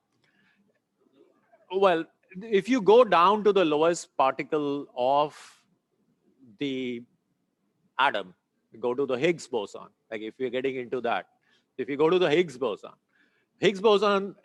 is what? 99.99999% what? Space. So that's what we are talking about. over here, right? So it's the observer and the field which makes consciousness known. The idea here is simply, I mean, we are not getting into whether it is true or false. We are not trying to determine whether I am trying to prove something or not.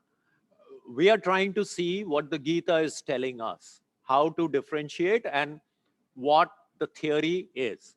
Everyone's conclusion is individual. After you read this or you go through this, then you come to your own conclusion. But it helps in understanding the theories that the Gita is trying to give to us so that we realize what we are, who we are, and leads to self-realization. You see, the idea here is simply what? We think that we are this little body doing this job, and we are afflicted with all these problems of life. This is happening, that is happening. My mind is being bombarded with all of that. Gita is being used as a textbook to solve those problems, not to get into the matter of consciousness and all of that, right? But to understand how to solve this, we need to get to an understanding of what the theory behind it is, as per the Bhagavad Gita, as per the Sankhya philosophy. So this is what Krishna explains to Arjun much later part when Arjun gets into the spiritual aspect of it, into the knowledge aspect of it. How does this function? So he explains it to him. Why would you want to do karma yoga or jnana yoga or bhakti yoga? There has to be a reason, right? Otherwise, we are doing fine. I'm going to my job. I'm making money. I'm paying for my mortgage. I have a family, and I'm cursing everybody in the evening and trying to fall asleep and find happiness. All of that is going on, right? Why do we want to do any of these yogas? Why do we want to follow this path? Because something is eluding us. Because we are limited by our imagination of who we are. I think I am this body who knows this and who makes this, or this is my name, and we are limited by our own experience. This is about self-actualization and expanding our limited field to an unlimited understanding and connecting with that universe. Right? Well, let's take the simple thing of Aham Brahmasmi. The different Vedas talk about Tattvamasi, you are that, or Soham, or Hamsa, or in the Bible, that thou art, right? Tattvamasi directly translated is that thou art. What is it? What is that? That thou art. What is that? Thou, I know, that's you. What is this that you are? Everything. What is this everything? Huh? I don't know. That's what we're trying to get to, right? Why is this an interactive class? It is not for people to come and spend a Sunday evening. It's to make you think. Yes, sir. If your hand away, doesn't eliminate light, it just eliminates your hand. Correct. I can still see you. Absolutely. Same theory. The point is, even if I'm not sitting here, light is there. It's only that you can't experience it. Consciousness becomes experienceable by the presence of your mind and body. What we are just trying to prove here is simply this, that there is an underlying substratum that is present overall, which is apart from your mind and body. And it's not a product of your mind and body. You don't produce it. Right? So there is something out there which can be experienced through your mind and body, but it's not a product of your mind and body. It is in spite of your mind and body. It can be experienced by your mind and body. And even when your mind and body are not there, this still remains independent of mind and body. Right? So be clear on that. So now there is this consciousness that we have found. And now we have found that we are this little thing. Now, how do we connect? And that is the question. The ultimate question of Bhagavad Gita is this. Now that you have realized that there is this ultimate consciousness, now the question becomes more complicated. Oh, there is this ultimate consciousness, right? And I have this limited body. But what about you? Who's this person? Why do bad things happen out in the world? Why do accidents happen? Why do people die? What is the meaning of birth and reincarnation? All those things come up now, right? Well, there is this ultimate consciousness. All I have to do is to connect and plug into this ultimate consciousness, and I'll be happy forever. So why does all this happen? Karma? Karma. Yeah. What does karma mean? Karma simply means action.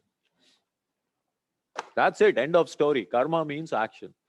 How do you take that action? What kind of action? When to take the action? And what is the repercussions of those actions?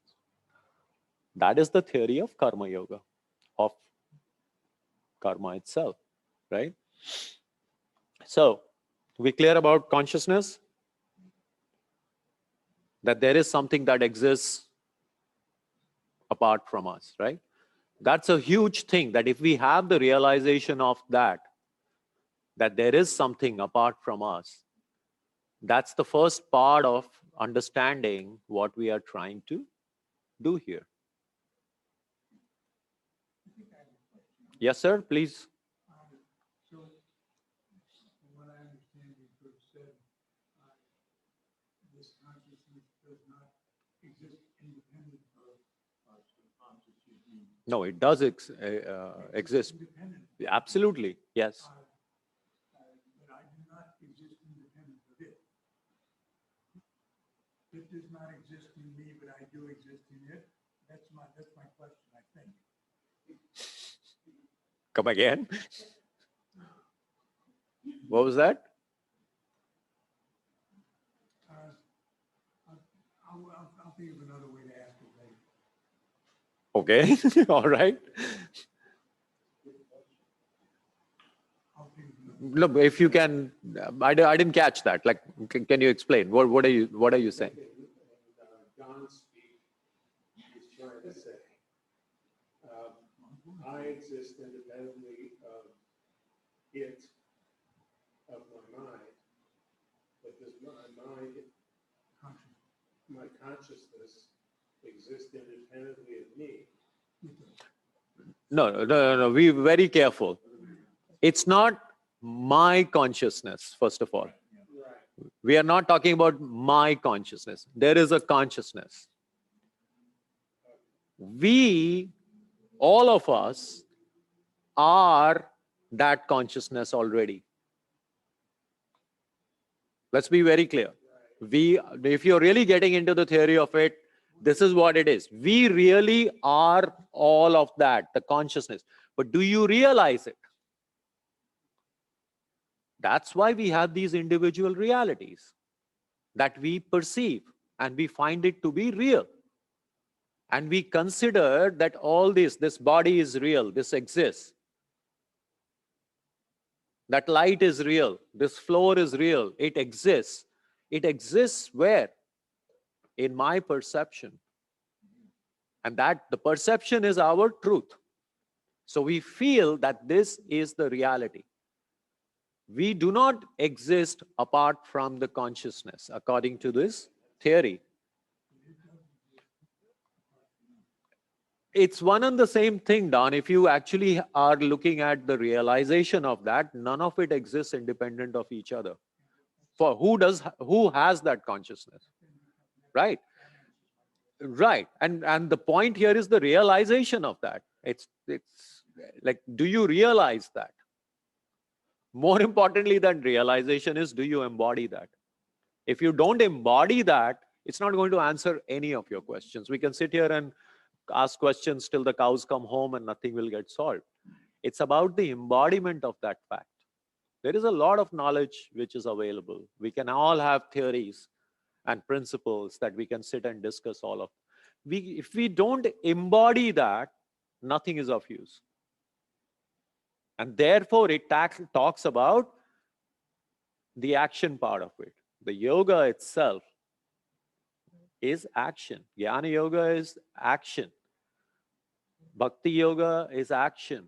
Karma yoga, though karma stands for the word action, it's all action. All three of them are action. Action through three different paths to this ultimate realization.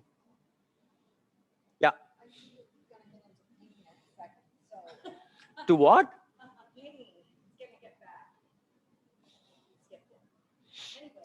Pain?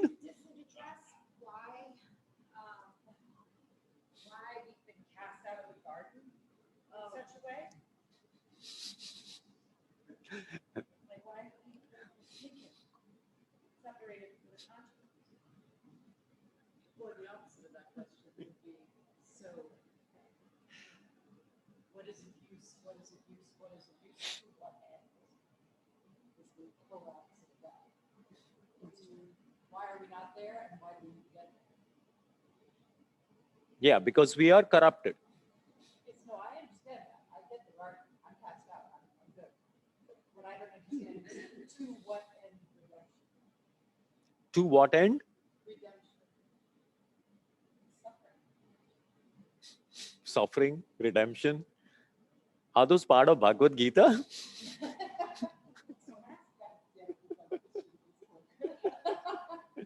You see, the funny part of it is, Bhagavad Gita has this shloka, Karmanya vadika raste mafaleshu kadachana. It basically means concentrate on the work and not on the fruit of the action, right? In the Bible, what happens when Eve actually goes after the fruit? She gets cast out of Eden. Right? Same thing. If you go after the fruit, you get thrown out. Make sense? Reading a guide like the Bhagavad Gita, like going after the fruit though, like if the consciousness wants to, Yeah. like I want to seek towards that kind of illumination, right? And my sensory perception, all like that I can sense it with my body, though it seems outside of me. It's the reason we're all here in this class because we're drawn to it. We're drawn Correct. to the thing. Absolutely. Absolutely. And that's one of the yogas is like go after the understanding. Absolutely. Absolutely. And the answer is, like, if you want to climb a building of 500 stories, you go first floor, second floor, third floor, fourth floor. You don't go straight away to the fifth or the 500th floor, right? So it's like this. What you're saying is absolutely right. So what you, in other words, for people online, what you're saying is the desire to understand the Bhagavad Gita is a desire itself. And that's like seeking for the fruit of reading the Bhagavad Gita, right? Which says, don't go after the fruit. Correct? Selfish desire is different from desire. Number one. Now, you can also say self-realization is selfish. Right? That too is true. So another way to look at it is, okay, I'm not going after the fruit for myself. I'm looking for self-realization. So that's not selfish in a way, but in a way it's selfish because I'm looking for self-realization. So again, this theory fails. So what it says, I'll go back to the original statement. As long as there is an I, there is an Ishvara. Till yourself remains, till your identity, sorry, there is an Ishvara. Ishvara means God. There is a separation between me and God as long as I am there. As long as I am there, I am a combination of the various elements of Prakriti that I enumerated before, right? Till I come to the point where I have that God realization, I have to use these steps to go there. So the simplest way of looking at it is using a stick to stir, not stir, poke a fire so that the fire burns brightly, and ultimately the stick itself burns into the fire. So it is a apparatus that we have to use, a method that we have to use to get there. Because it's in totality, it is very simple. Tattvamasi, that thou art. You are that. Okay? Now I explained to you. You should get it, no? What's the problem? Why don't you get it? It's as simple as that. What is enlightenment? Or how fast, how long does it take to get enlightened? Why didn't you get it? Huh? How long did it take you? Am I here? No, that's the simple question. Because understand, we have an installed software inside us, which is operating all the time. It is standing in between us and the realization. And it functions at multiple levels, at your conscious level, at your subconscious level, at your unconscious level. This programming is on all the time. How much energy does the brain use when you are asleep, and how much energy does the brain use when you are awake? Anybody? Exactly the same. When you are asleep, your brain is using the same amount of energy produced by your body. Right? What is it doing? You're sleeping. What the hell is my brain? Why is my air conditioner on when people are not at home? Right? Big problem. Takes up energy. But the thing is, the brain is functioning. The conscious mind is working. May not be working when you are asleep. Right now, your conscious mind is working. Also, your subconscious mind is working. What is the conscious mind? What portion of it? It's 2%. The subconscious mind is about 7%. The unconscious mind is all of the balance. 91% is unconscious mind. And that is an installed software. That software has been affected by everything else that we have downloaded. Let's take a simple thing of your computer. Your computer has a processor. It has a certain amount of memory, correct? Depending on what you have running in your computer, like my computer, when I try to launch PowerPoint, it takes ages because there are 1,600 other programs running along with it, right? All this is software that I have downloaded over a period of time. Now, for me to run everything smoothly and have that realization, I have to uninstall that software. And that's the process. I have to uninstall something. Is the same thing true for like deep meditation?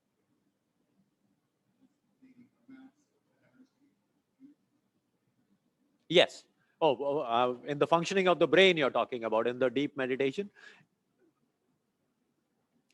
the actual energy usage of the body, it's a physical organ, right?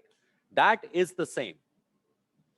But in a absolute terms, like for example, if you're sitting in meditation and looking at Kundalini Jagran or awakening Kundalini, Kundalini is an energy by itself, right? When you are awakening Kundalini, is there any substantiation of how much energy you have generated in your body or through your body? Can we measure that? No, we can't, because it's in a field totally different from the physical realm.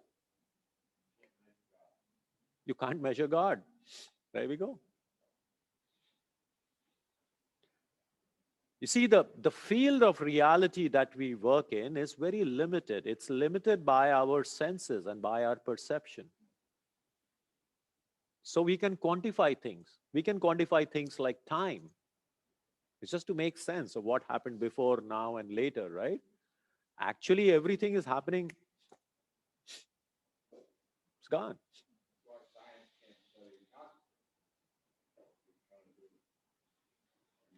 Yeah, I mean, science has so many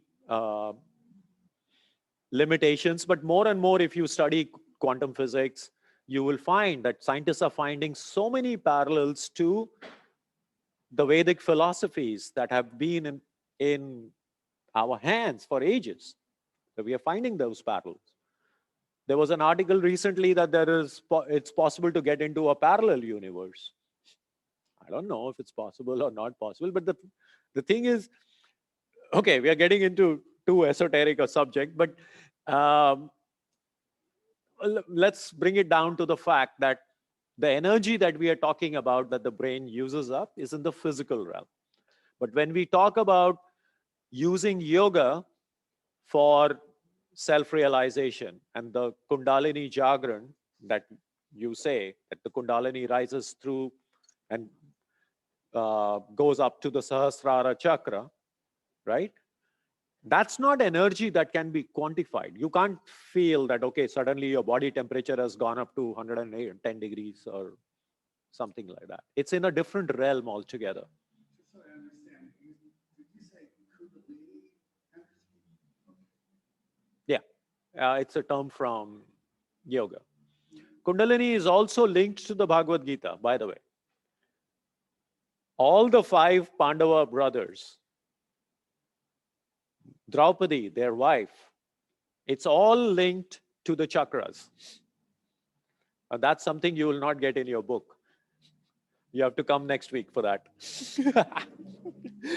It's surprising, right? Not many people talk about that. But every Pandava brother is actually related to a chakra. Like Yudhishthira is the throat chakra. Bhima is the heart chakra. Arjun is the solar plexus chakra. And Draupadi is the Kundalini energy. So Mahabharata is not just a story of a war. It is actually the story of the functioning of the human body itself. Dhritarashtra, the blind king of the Kauravas, is our mind, blinded by the ego. The blind king is the blind ego. Wife with the blindfold is intellect. But intellect actually, when it deliberately puts a blindfold on its head, is of no use. Make sense? Yeah, so there are interesting chapters ahead. So now let's come back to consciousness. Wow. So, Tattvamasi. Tattvamasi means basically that thou art. So the consciousness that we just discovered and which Dawn pointed to, it exists. I exist because of that, that exists because of me. All in all, it is just one consciousness out there, but do we realize it? And that is the question, and that's the process. Do we realize that, right? So it basically says, I am the self in the heart of every creature, the beginning, the middle, and the end. This is a quote from Krishna.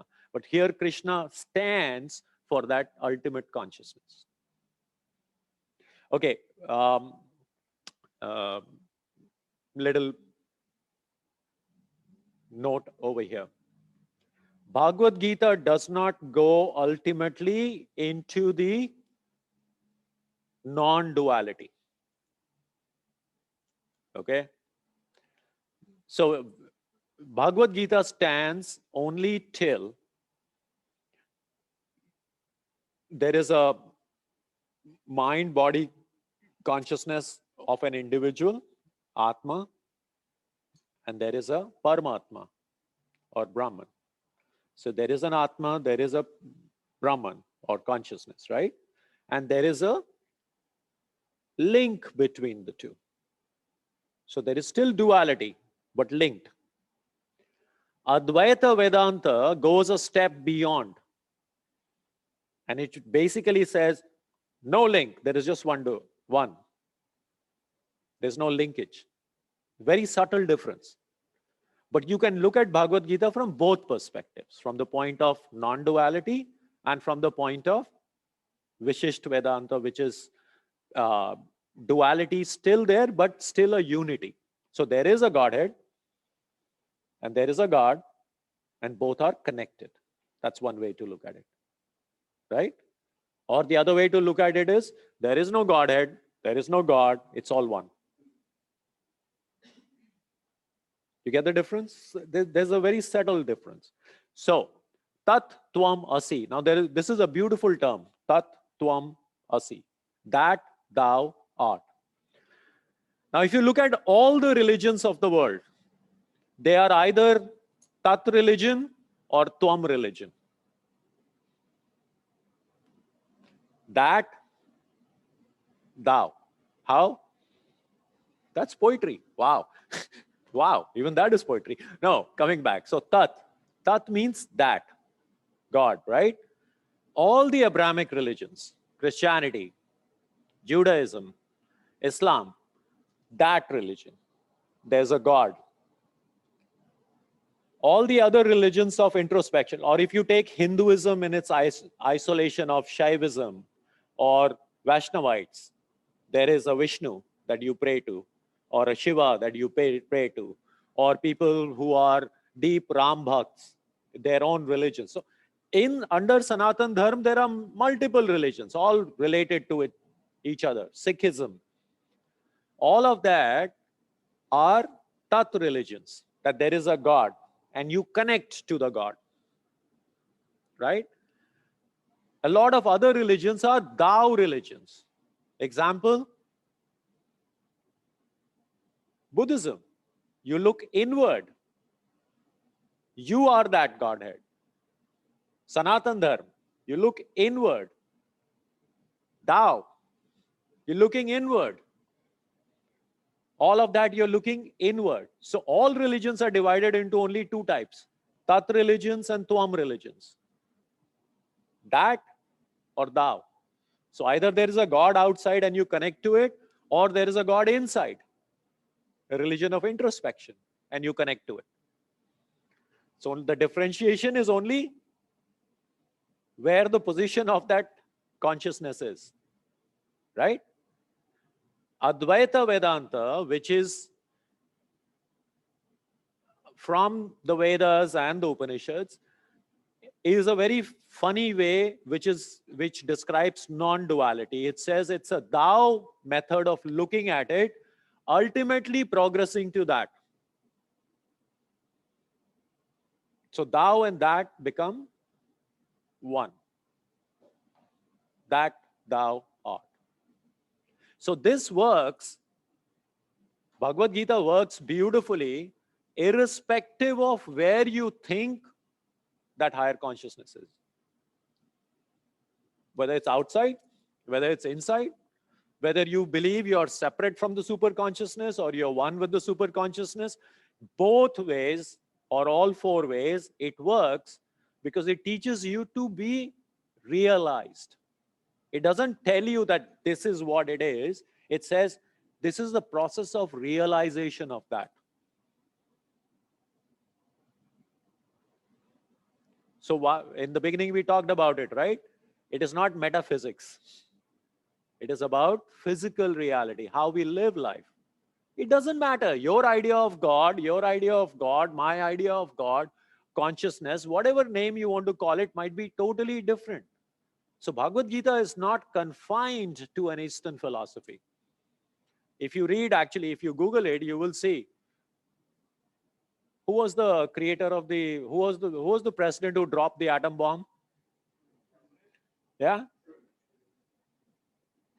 Truman? Yeah? Eisenhower, I thought. Or he developed it. He developed it, yeah? Oppenheimer was the people in charge. All of them read the Bhagavad Gita because there is a quotation in the Bhagavad Gita where Krishna says, I am the destroyer of the universe.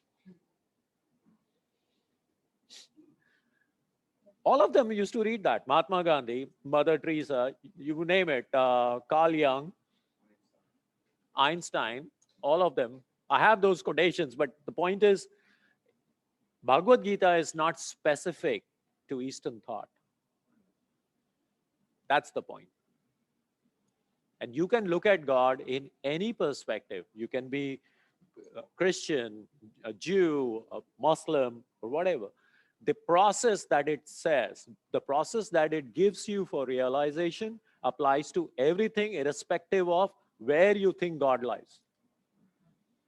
And you can use any of the three paths, the karma part, the bhakti part, or the jnana part, or the knowledge part of understanding this and getting there. Make sense? Then you believe in yourself, right?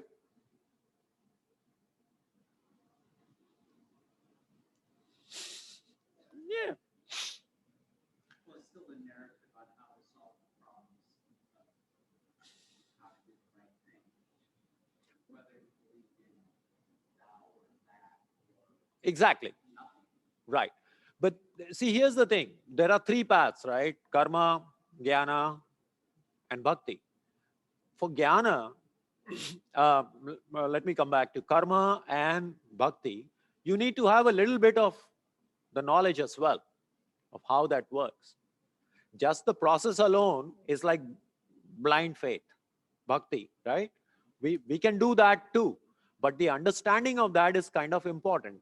You need to look at that to go from one step to the other. It makes the journey easier.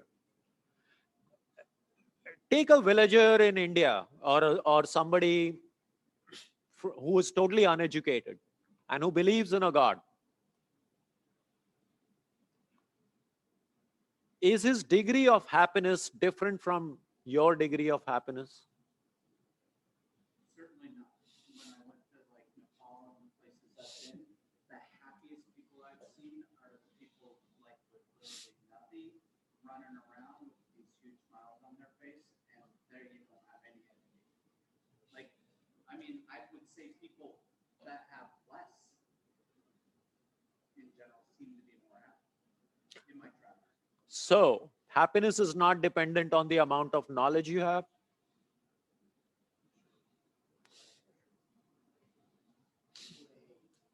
Ignorance is bliss. Ignorance is bliss. Wow, my favorite quotation. Ignorance is bliss. Okay. I disagree. I don't think. No. It's nice to drive a Lamborghini because you've never seen one, and you're happy because you can't appreciate where there isn't more happiness to be found in our Can you repeat what you're saying? No, yes, the person that is uneducated. Don, one who second, isn't please. happy is missing out because in the expansion in knowledge brings happiness. Okay. Appreciating things, to appreciate art, to appreciate music. This person's happy if they're running around the streets naked in Nepal. Fine, but that's not to say there isn't a different level of happiness to be attained in music, in art. In whose perception? Obviously. You have your answer? Is your perception that important to that other guy who's running naked on the street? So how can you say that? How can you design someone else's happiness? And see, this is exactly the problem that gets us stuck in the world of samsara, is because I want a certain type of happiness for you. And when you don't get that kind of happiness, I make myself unhappy.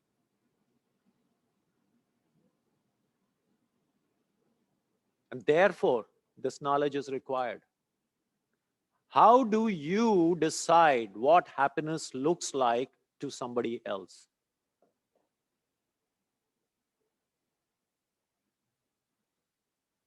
Ignorance is bliss. First of all, it's a wrong quotation. Let's come back to that. The entire quotation is, where ignorance is bliss, it is folly to be wise. And we love to take things out of context. And we quote only one part of it, that ignorance is bliss. It was never meant to mean that ignorance is bliss. Ignorance is definitely can be bliss if that's your idea of bliss. Unfortunately, we got a software inside us installed, which has taught us a few things, right? So it has put us on this path. Now, either we uninstall this software totally, which requires work. And to do that, you have to know what you're doing. So you come back to that. Sorry, you have to become wise. For us, right now, as householders, as worldly people, we need to do certain amount of work. Fortunately or unfortunately, we have arrived at this stage. And we deal with what is, not what could have been or what could be. This is where we are. So now we need to find a method for us to become God realized, if that is what you are looking at. This class is not to convince anybody that you should become God realized. Why? Don't. You don't have to. You don't have to anything. Right? So that is, if you do want to understand what this process of Bhagavad Gita talks about, we have to go through this path of knowledge. Even for Bhakti Yoga, even for Karma Yoga, a little bit of knowledge is required. Awareness is required. And if you see that path, like Karma Yoga talks about action. It doesn't talk about just going and doing your action. It is action with a responsibility. It is action with a certain way of doing things.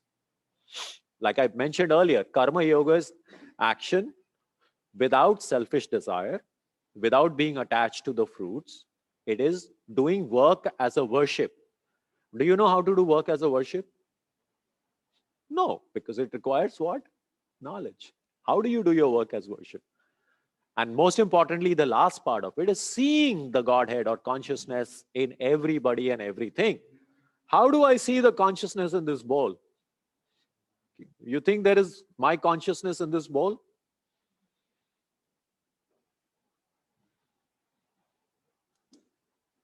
No?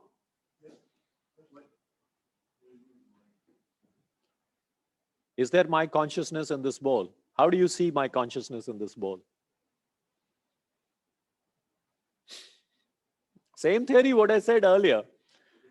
Consciousness shines through my mind and makes me perceive this, right? When this bowl comes into existence, my mind also comes into existence.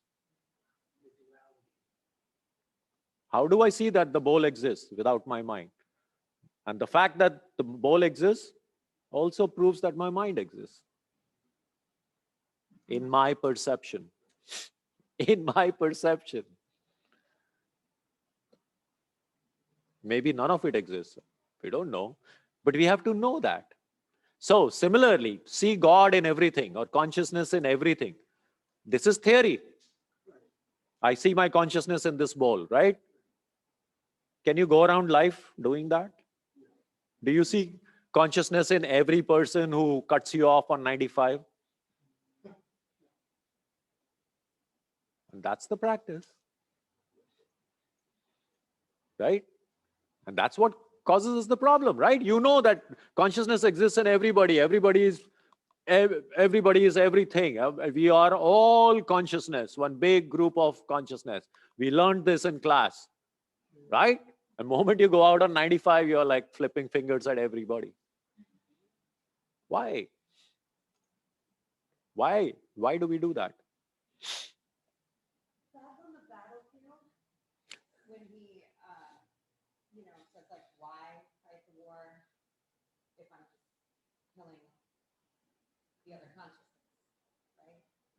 Why is he stopped there and said, that's the wrong thought? Your duty is to fight. That seems like, first level, the right thought. Mm-hmm. What is Arjuna's question at that point? He doesn't know about ultimate consciousness at that point of time. He's emotional. He's looking at his relatives. My fathers, my uncles, my aunts, they are all sitting and fighting against me.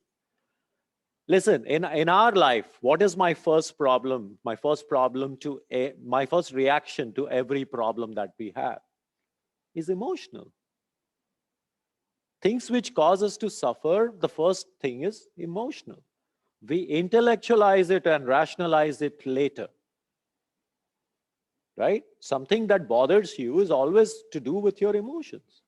Likes and dislikes are what? Emotions, right? So it's like from a place of love, because I kind of took it as like this is my blood, this is my kinfolk, this is my gene pool. Right. You know what I mean? Right. And like if you expand that outward, like the number 100, kind of like could be, like 10,000 and other texts, slots. Mm-hmm. Like this is my brother now, like I don't want to. But you're saying it's like an emotional question he's asking. It's not like we're all one kind of feeling. So what is love? Emotional or not? Emotional. Right?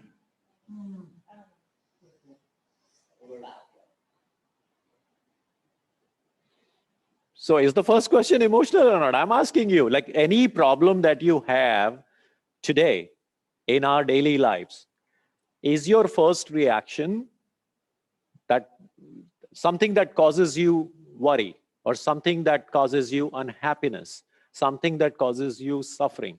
Is your first reaction emotional or not? So Arjuna is answered for his emotional question at that point of time. Then he gets into Sarah mode and intellectualizes it. Right?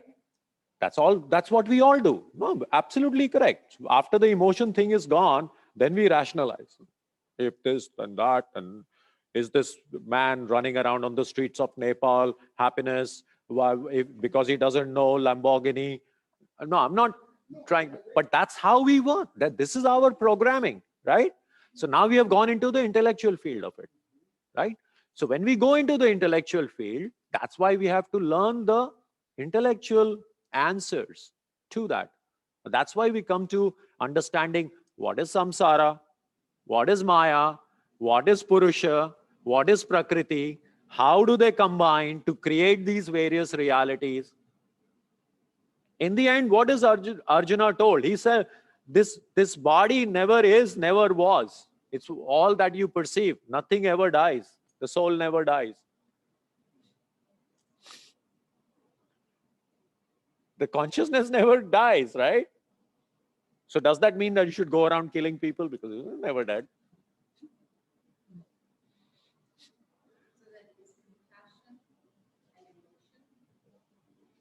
Yeah, why not? Why would compassion not be an emotion? I'm sorry, I didn't get your question exactly.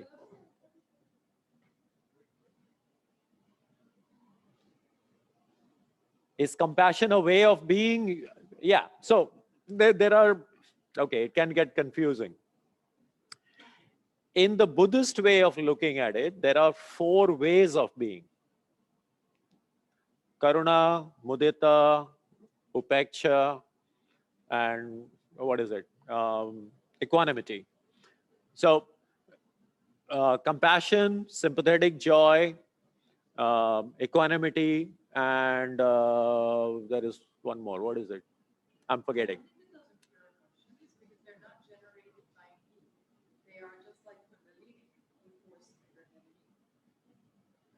Compassion is not generated by, no. In the Buddhist way of looking at it, it is a state that you attain by practice. So a state of compassion is attained by practice. Yeah. Yeah. You experience that, right? So it's not like you go onto the battlefield and you feel compassion. Is that what you're saying? Well, no, I got all pissed off because you mentioned the word love because emotion, but yeah.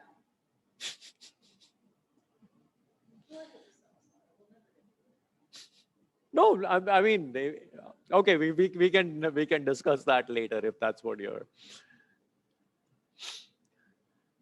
Samsara. So now, wow, I'm just going to do samsara onwards from next class. Let me just answer one other thing about Kauravas and Pandavas, and then we'll close the class today for there. So the Kauravas were 100 brothers, right? In Bhagavad Gita. And the Pandavas are 5 brothers. So as I mentioned earlier, the Pandavas are representative of the 5 earthly chakras. Yudhishthir for the throat chakra, Bhima for the heart chakra, all of that. Now these chakras are fighting against these 100 enemies or these 100 brothers. What are these 100 brothers?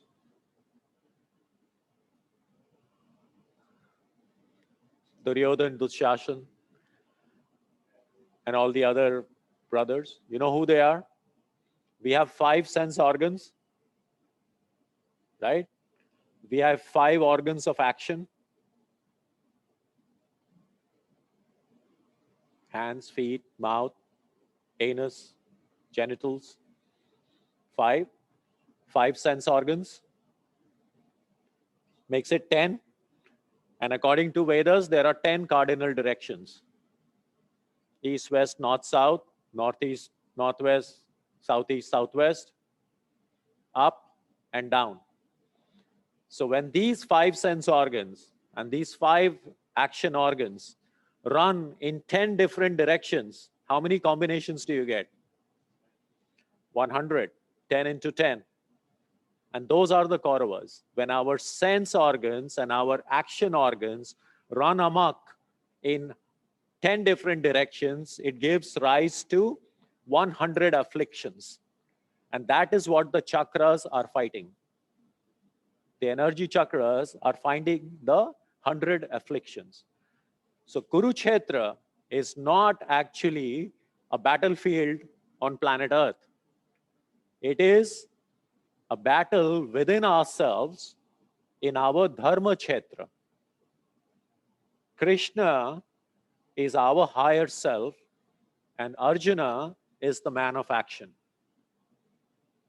So it's the man of action asking his own higher self and conversing with them because his chakra energies are going all over the place and fighting with these 100 afflictions. And Bhagavad Gita, in a way, is an answer to that for our self-realization. It's the...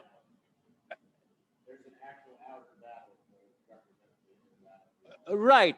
So there is one way to look at it. There is an actual outer battle as you perceive it. Or you can say Mahabharata is a story to convey a message.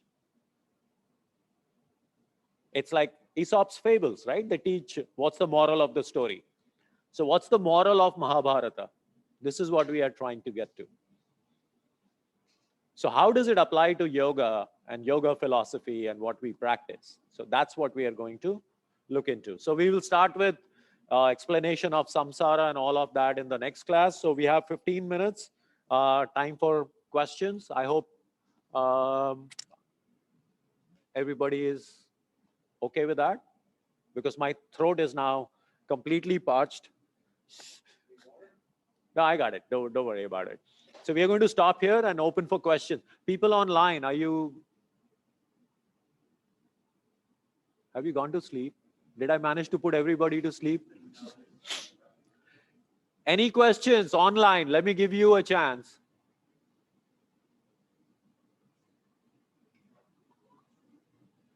Or you can put your questions together and we can address it in the next class as well, okay?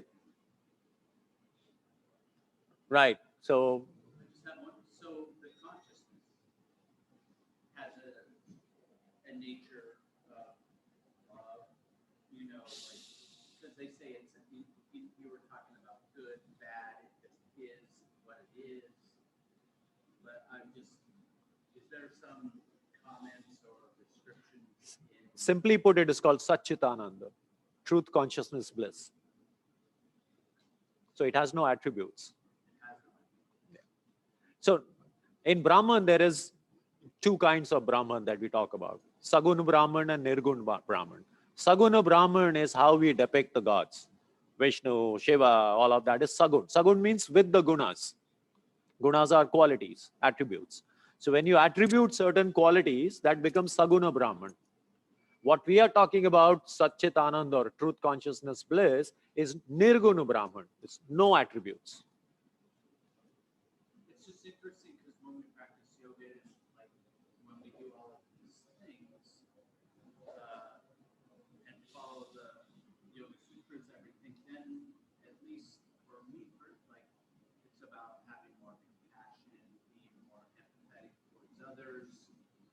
Like when you say about doing the right thing, you know, it's like when we follow these paths, it's like, and what the Bhagavad Gita is talking about, like solving these problems about how to do the right thing, you know, which is more loving, kind, you know, generous, compassionate, and all those things, you know, Jesus, those qualities. Like, but the consciousness, they say, like, no, it doesn't tend one way or the other. Like if we are in contact with the universal consciousness Brahman, like it's not going to help us do the right thing more. You see where I'm going with it? But they said that is like we're here for a reason, not that, you know, where it's not like we're not at a Nazi camp with Hitler to go do crappy things. We're here so we can do more of the right things, right? Through this practice. And so it seems to me that the consciousness would need for Brahman is to help us treat each other and humanity better. Absolutely. So this connects to what Anna was saying before about compassion. It's developing certain qualities in ourselves to live our life. And how do we develop those qualities in our, because that's not our automatic response. Love for everybody, if it was everyone's automatic response, we wouldn't need this. Compassion for everybody was our automatic response, we would not need this, right?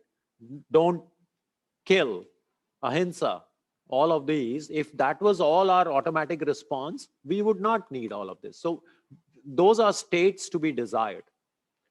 In Buddhism, it's called Brahma Viharas, 4 Brahma Viharas, the state of compassion, state of equanimity, state of forgiveness.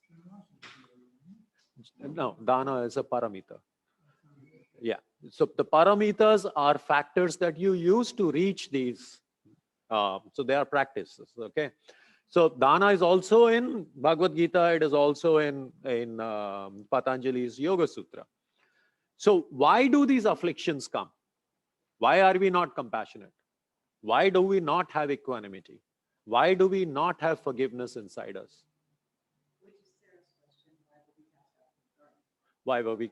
Well, yeah, I was going to stop halfway to that. It would be like, well, I like the parents of the 100 afflictions. Right, like when you ate the fruit, you downloaded a software which made you react to things in a different way. Suddenly shame came through, right? Suddenly you discovered shame. Shame wasn't there earlier. So when we download these various softwares of being in the world, that's the effect of samsara. That's how our programming gets affected. Therefore, we don't have compassion. Therefore, we don't have all the time. Maybe we have it, maybe we don't. But in some way or the other, it is causing suffering or causing discomfort or not giving you happiness, right? So now that we have determined that this is not the right way to be, this is the right way to be, how do we go from here to here? And going from here to here are the methods of Karma Yoga or Patanjali's Yoga Sutra. Now, Patanjali's Yoga Sutra uses what? It uses the first 2 verses of Patanjali, give you the entire key. First line, Atha Yoga Anushasanam. Second line, Yoga Chitta Vriddhi Nirodha. What does that mean? Stopping the vriddhis from becoming into huge story. What causes us suffering? Not the actual act of anything. What goes on in our mind. That causes the suffering, right? So how do we stop that? Well, meditation and there are many methods. Jnana Yoga, Raja Yoga, Karma yoga, it's exactly it comes back to the same thing. The realization is that we need to stop this. When you stop this, you are looking at union. So in Bhagavad Gita and in Patanjali's Yoga Sutra, the steps are common. Pranayam, breath control. Pratihara, dharana, dhyana, samadhi. Dharana, dhyana, and samadhi is what? Concentration, single pointedness, leading into samadhi. All three put together are called samayam.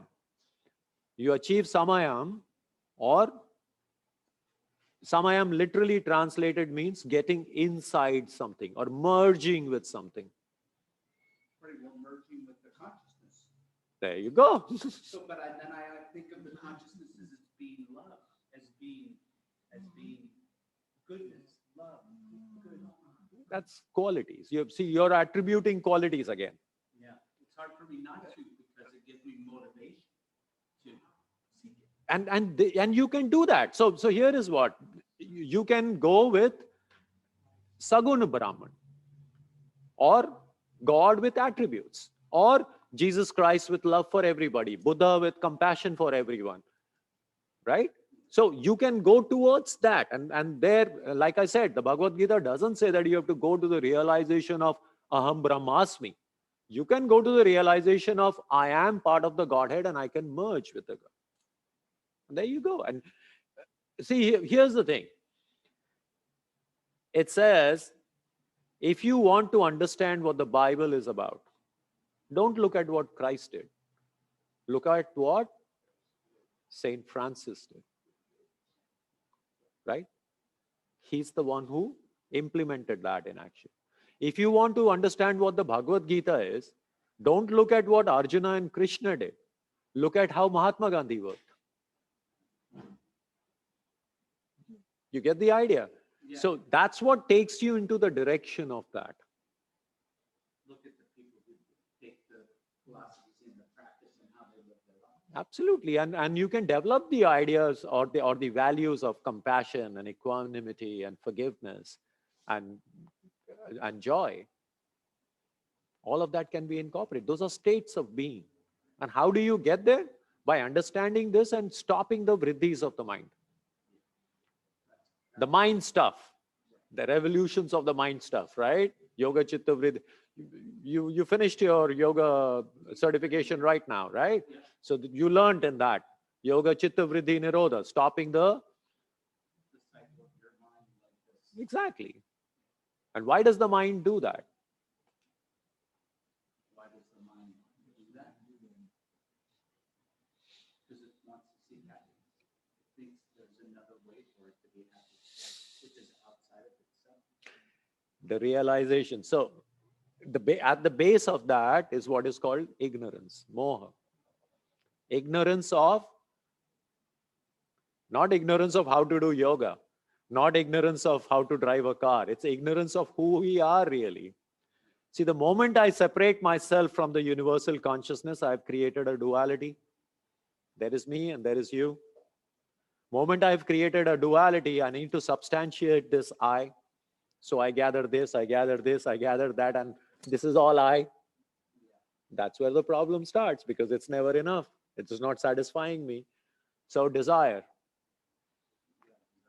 And desire leads to what? Wanting to live. All of that. Raga, dvesha, likes and dislikes. All of that come in because you grab what you like. Automatically, that means there are things which you don't like. Again, duality. Which is all like if you're in the present moment, that's all about something in the future Or in the past. something that happened in the past. But if you're just here now, then there is none of that. Right, Mark. And then what the issue is simply this. Can we all be in that present all the time? No, not well. You try, but no, you have to be in regular life. And therefore, the process, it's like, what do we do? You see, nirvana or moksha, as we call it, or parinirvana or enlightenment or whatever, do you think it's a permanent state? No, it's a, well, Buddha, it's a middle way. It's in the middle. I don't think it's Huh? It can be permanent. Is it? Well, even Guru Dev came back after, like, when he was going out there for like a month at a time, like, and he still came back when he was out in Samadhi, whatever he was doing, like, for example, he still had to come back. So in Buddhism, it's called attaining nirvana and being established in nirvana. You see? So you learn how to do this, and then you go back into that. So that's where our dharana, dhyana, and samadhi comes in. When you are into that 1 point concentration and there is a continuous flow of thought, you can apply that to anything and be absorbed in that. Your object of meditation can change. You can use it for various things, right? Yes. So it doesn't mean that you stay there. Oh, you can translate it into different situations. System Right, right. And then what did Buddha ultimately attain? He was not in a permanent state of nirvana. What he attained finally after his bodily death is called parinirvana. It's ultimate satisfaction or ultimate bliss. No matter what situation he was in, he just applied those things. Absolutely. It's a way of being. And, yeah, that makes sense. And the Bhagavad Gita is another translation into apply those same kind of practices, like of what we're talking about. Absolutely. Bhagavad Gita, why we learn the Bhagavad Gita, especially as yoga teachers, is because the yoga philosophy, Patanjali's Yoga Sutra, is also based on Upanishads. Bhagavad Gita is also based on Upanishads. It runs parallel. It's just different ways of looking at it. Bhagavad Gita gives you 3 different ways: karma, jnana, and bhakti, right? In our yoga practice, we have application of all 3 in little parts, right? But we concentrate more on the Raja Yoga, the meditation part of it. Yeah? Yeah, bhakti is different. I don't know, it's different. You do the different phase, like different days, different, like you might do something different. It depends on what religion you associate yourself with, and you can do different. In India, there are 2 major divisions between the Vaishnavites and the Shaivites. One follows the school of Shiva, one follows the school of Vishnu. People who follow the school of Vishnu believe in the avatars like Krishna and Rama. That's that sequence. People who follow Shiva have a different understanding. They follow goddess Durga, that kind of lineage. But it's all your own personalization of what you want to go. So you can call it Purusha and Prakriti, you can call it Shiva and Shakti, you can call it Brahman and Atman, and not have any attributes to that. Depends on your own liking. Like it said, it's personalized for your user experience. It's a custom built car. It will take you to Vaikuntha or Jannat in your own designed vehicle. And the naked children can even walk to it. They don't even need a car. Right? Yeah. Any other questions, or shall we close? Question, Yes, sir. is this going to be available that we can review this for next week? Yeah, Jen, this is being recorded, right? Yes, it is going to be available. Jen, how? The question is how? Paratosh, I can email it to you, and we can also email it to each person's email that signed in, but they have to make sure they sign in. Even if, even if we're comping them as a guest or whatever, they have to still sign in. We'll get their email and we'll send it to everyone. Beautiful, thank you. You heard that? Oh, you just sign in with your email, we'll email it to you. You have signed in already, right? So your email is on record and we will send it to you. Yeah. Thank you, Jen. Thank you so much. Anybody who signed up under a friend's name who we might not have their email on file, just check in with me on the way out, please, so I can make sure to check that comment.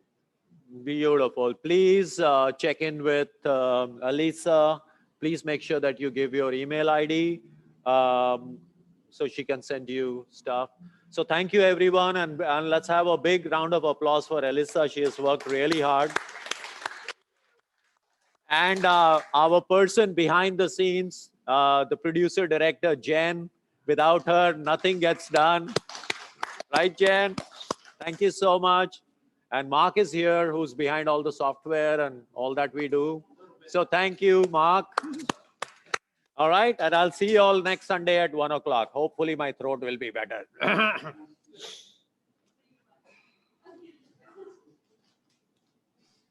Wow. Oh my God. Thank you.